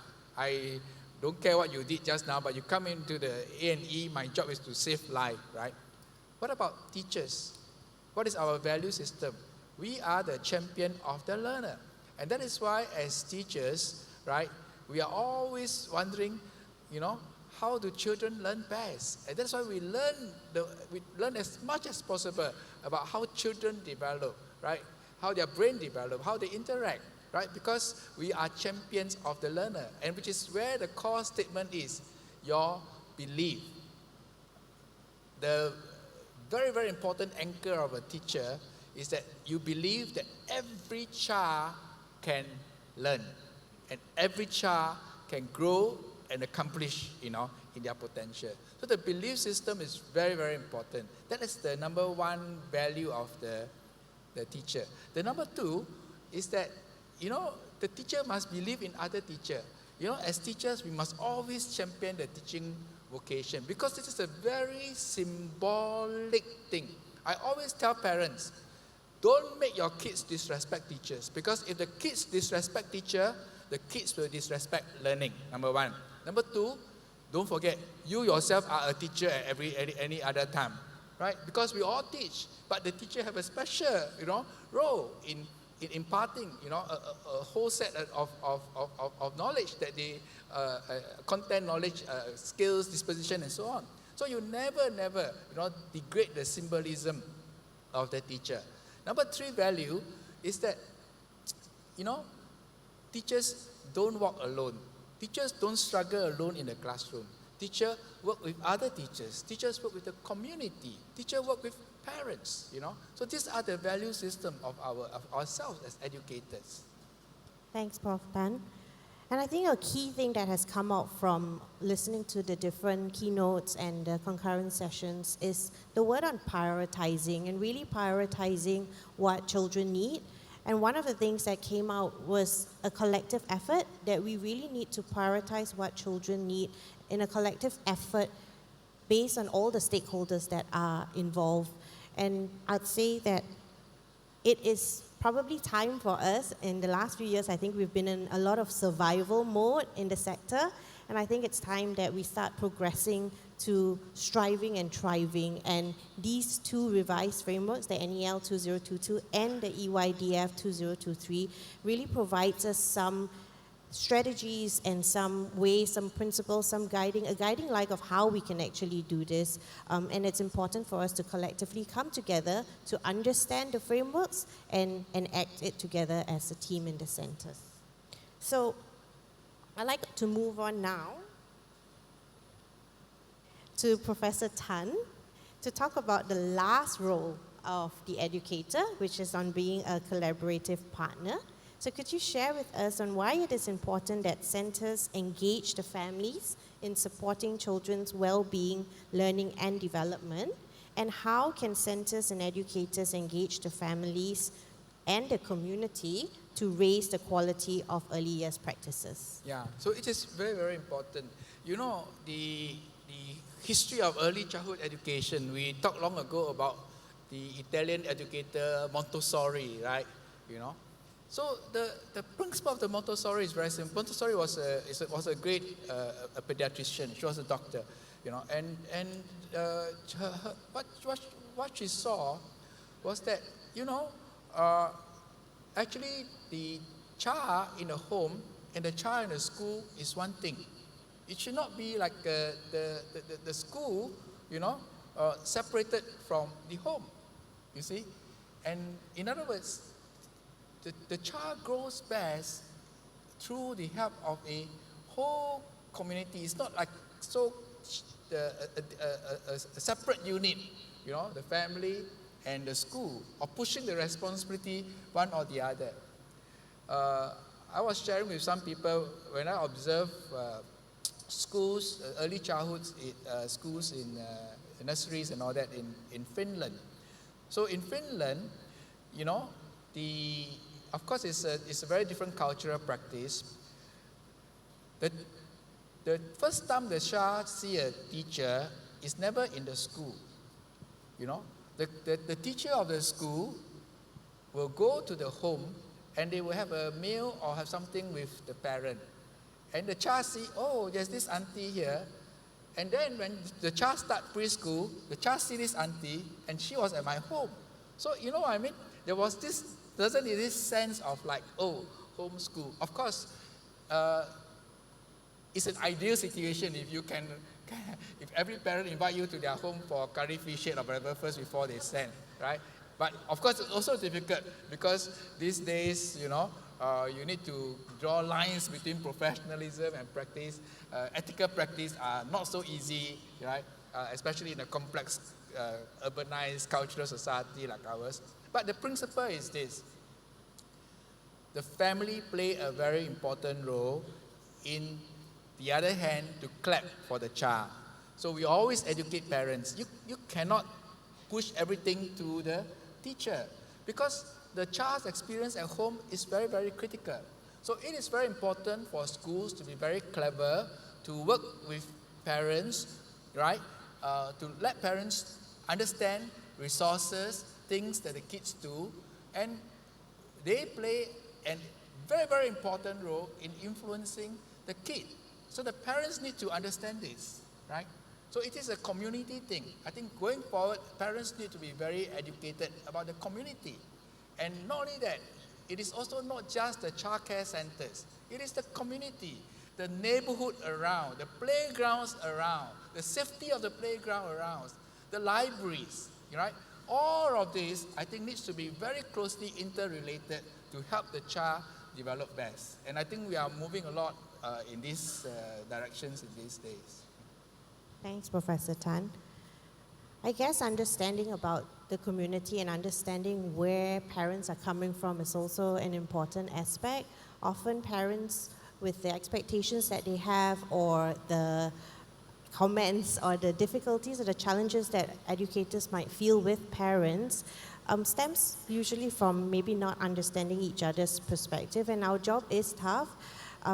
But parents also usually, I guess everyone wants what's best for children. And for parents as well, at the end of the day, a lot of the challenges that they have come from their own anxieties and their own insecurities sometimes. And so it helps as educators to understand where parents might be coming from. And when you build that relationship, so just like the relationships we build with children, building that relationship with the parents and the families helps us to understand where they might be coming from. And from that, it gives you a window into strengthening the bonds and strengthening the engagement. And I like what Prof. Tan talked about, that it's not just about the families, but also the community out there. So how do we get to know the community and the neighborhoods that our children are in and collaborate with the partners that are in that neighborhood?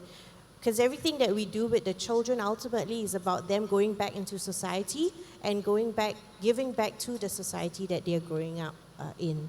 So I'd like to move over now. I think we've spoken quite a bit and discussed quite a bit amongst the panelists. I would like to open up the floor for questions, and if we have any in our Q&A.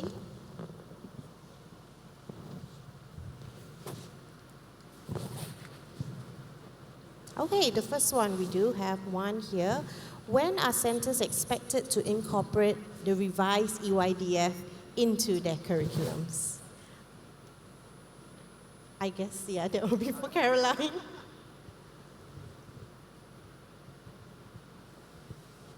So we have launched the EYDF today. So it's available on the website. You can access the framework. There will be training, just like now. There will be training in the second half of 2024.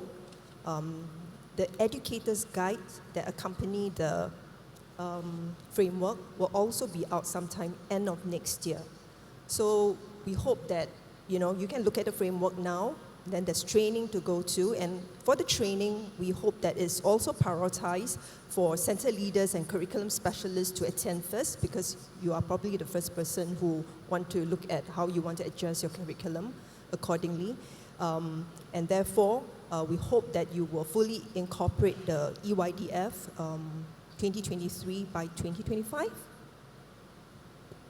Thanks, Caroline. And would you say that it's not just about going for the training and then having another checklist of things to do, right? It's really about understanding the frameworks, understanding the content of it, and being able to, I guess, I don't know if this sounds too much, but believe in it and then act it out in your practices. So I think taking time to ensure that there is good understanding of the framework. The next question, please. How does the EYDF support educators in monitoring the progress of individual children or of an individual child? Might that be to Cynthia?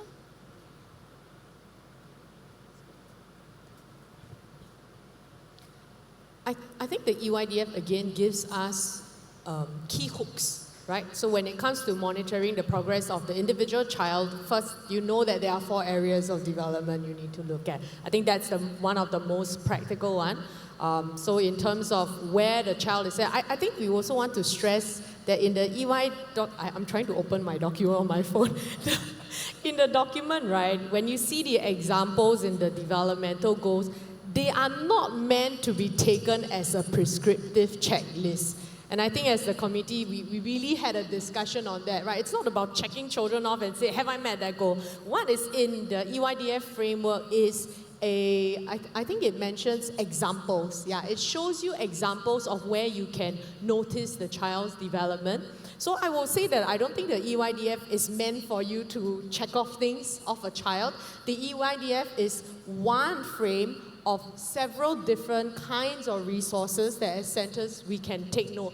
Yeah, so maybe if I share for my organization, right, we have a curriculum framework. We also have documents such as what are typical developmental milestones. And then these are things that we need to map and then to see where the particular child is at, if that answers this question. Thanks, Cynthia. Next question, please.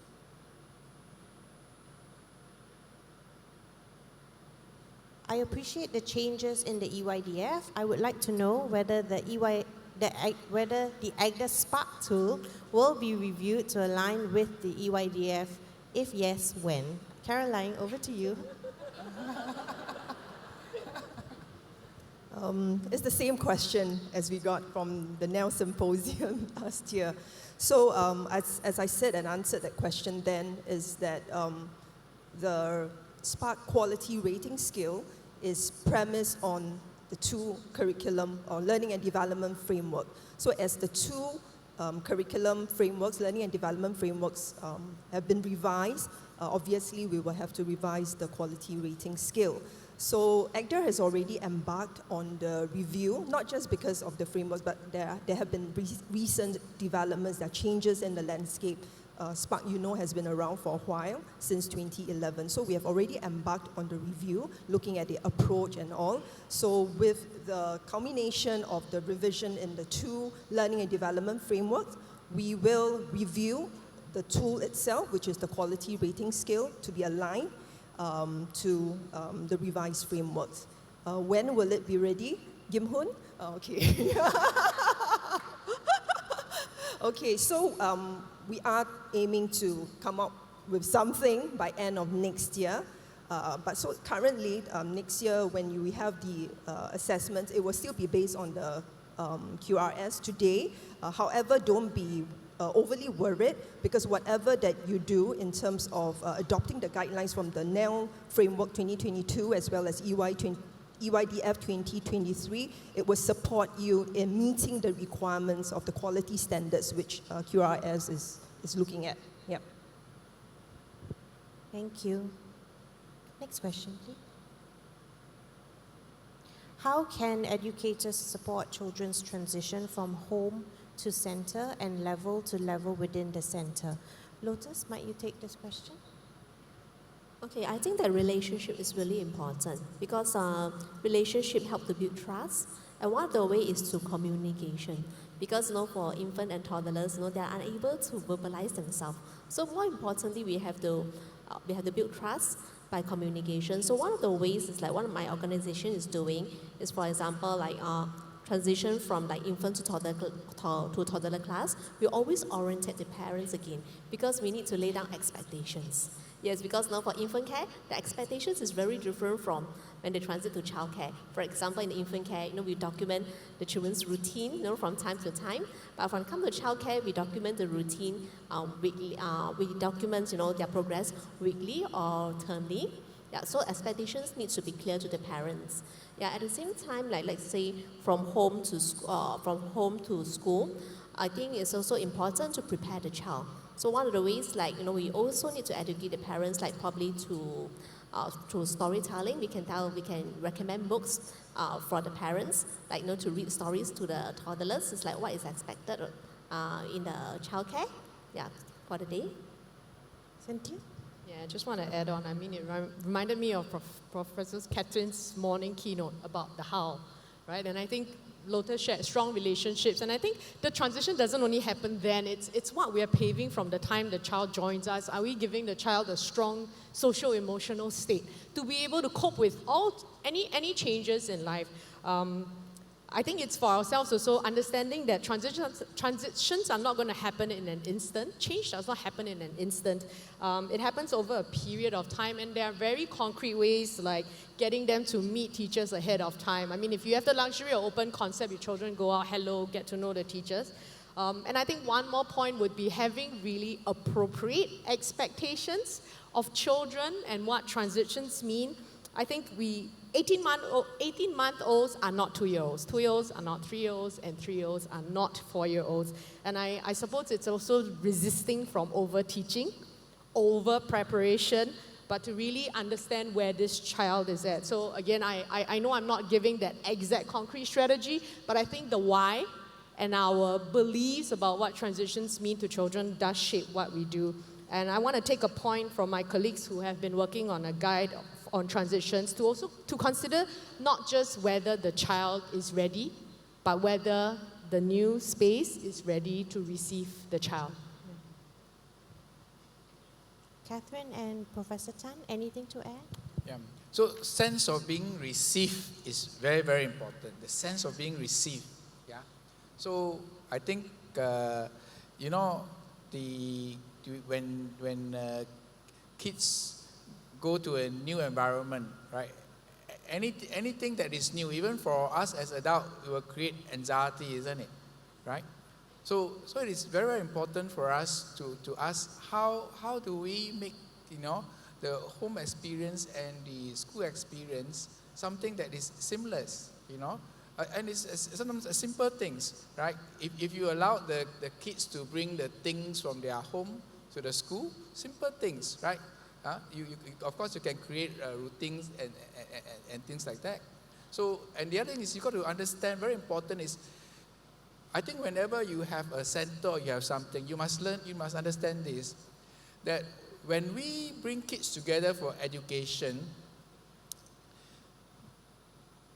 coming together is also the source of comparison. You understand what I'm trying to say? Actually, kids on their own, at home, sometimes they are quite happy. Even if their home is in a mess, they are also quite happy.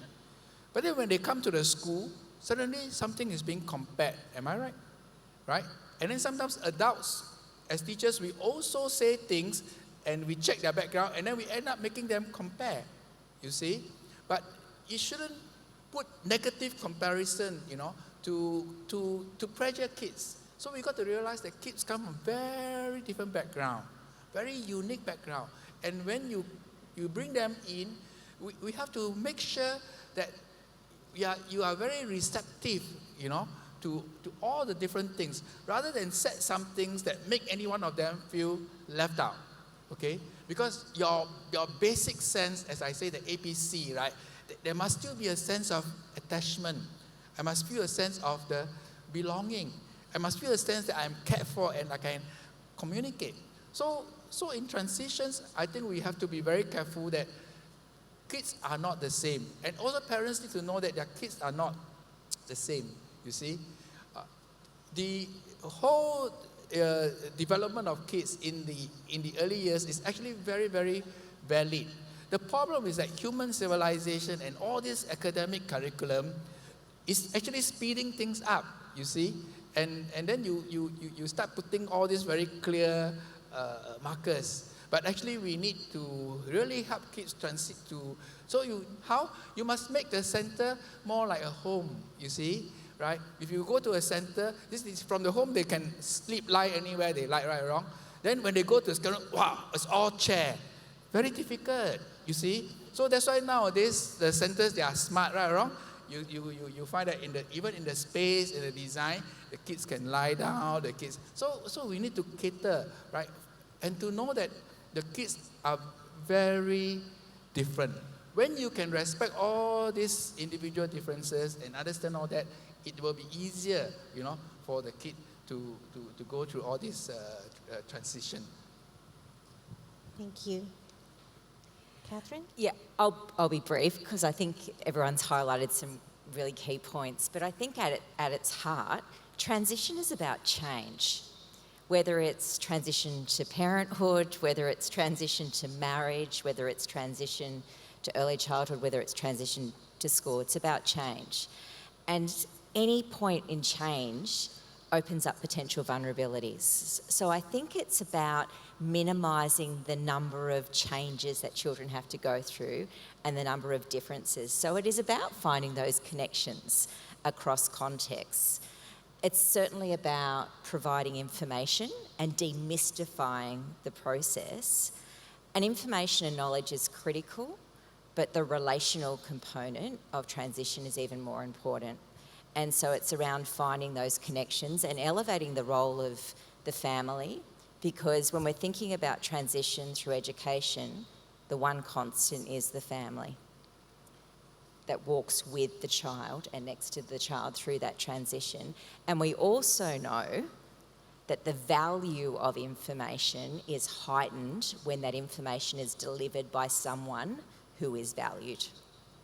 So that relational context is so significant as part of that transition. Thank you. So we have time for one last question. All right, the key challenge of 0 to 3 is to get educators to understand that routine care is curriculum. What kinds of provisions should be made to support educators in doing so? Cynthia? Or Professor Catherine, do you want to share a little bit? Okay, so, routines are very, very important. Routines are, when we help kids feel secure, actually when you have powerful routines, so good teachers, good centers, actually you plan for very, very powerful, good routines. Actually, you actually help to manifest the curriculum correctly.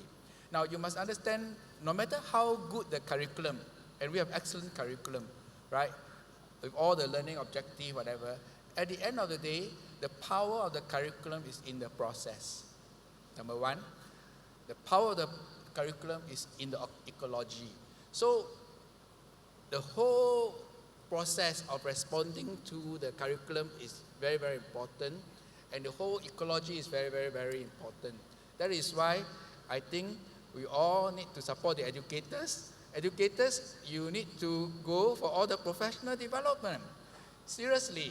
Just like if we are telling doctors, doctors also need professional development because they need to know what is the latest, best vaccine. They need to know what is the best therapy, to help. So similarly, teachers need professional development. So all the wonderful professional development that is provided, we need to be exposed to learn, and that is why we need to have a greater learning community among the educators today.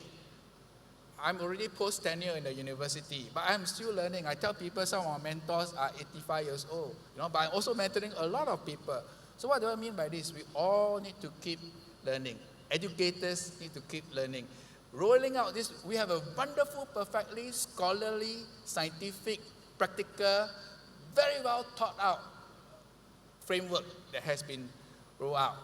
At the end of the day, it is the process, the teachers' skills, and how we sharpen one another that's going to be very important. So my encouragement is go for the PD provided by EDDA. Thank you. Yeah, I suppose one also key practical point, what kinds of provision? Perhaps the suggestion would be we can think of it in terms of the environment, provisions in the environment, and it's in the UIDF. So our physical environment, temporal environment, our interactional environment, and consider how, in these three aspects, how do they help your teachers see that routine care as curriculum? So for example, in your physical environment, is it set up so that routine can be curriculum? As simple as with the infants, are there tables that they can really sit with each other and enjoy a meal together? If it's the temporal environment, how's the timetable structured? You know, is it so fast-paced that they're just getting through like transactions one after the other? Or is there space for them to really have time with each child? And last but not least, the interaction environment. Are they talking to children? What are they saying to children? How are they responding with the eye contact? So just some quick key points on the environment. Thanks, Cynthia. And I think going back to what Professor Catherine shared in the concurrent session about how she managed to, I think the teachers that were the naysayers, the educators that were the naysayers, started to change the way they saw things when they started to see the change in the child and in the children. So I think going back to that and helping them see how the use of routine cares in the curriculum and the interactions that they have actually is impacting the children and their development would be the best source of reference in that sense. And that goes back to the evidence. So thank you very much. I hope that you have gained some insights from our humble discussion. And that brings me to close the panel discussion. Thank you.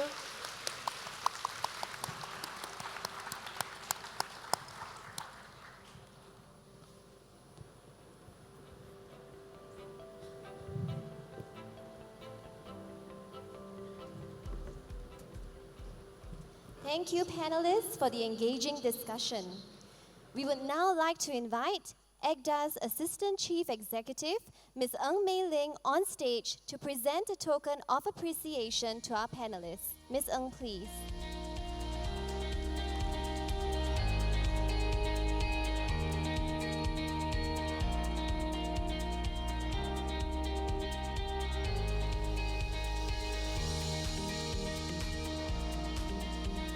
We would now like to invite Ms. Lotus Lai.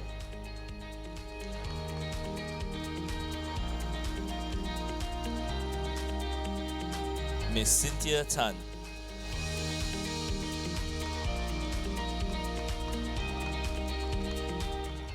Professor Tan.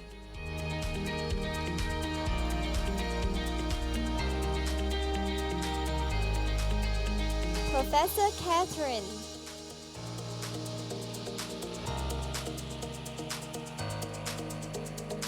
And Ms. Melissa Goh.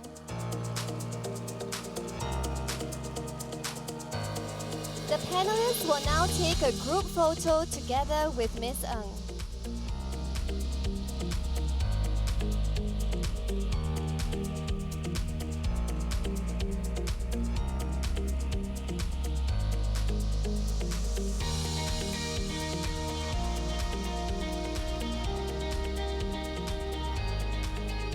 Let us give a round of applause to thank our panelists and Ms. Ng.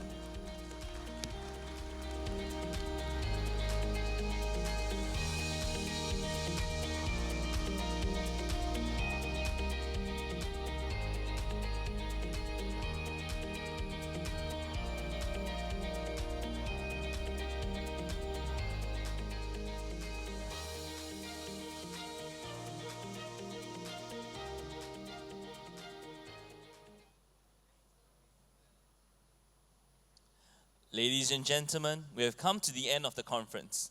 Before you leave, we would like to seek your valuable feedback via our conference microsite under the Feedback tab.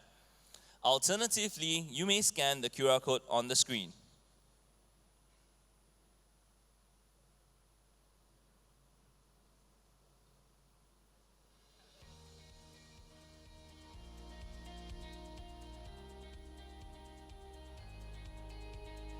Thank you for your feedback. It will help us shape and improve our future conferences. Now with that, Rashvin and I would like to thank you for taking part of ECCC 2023.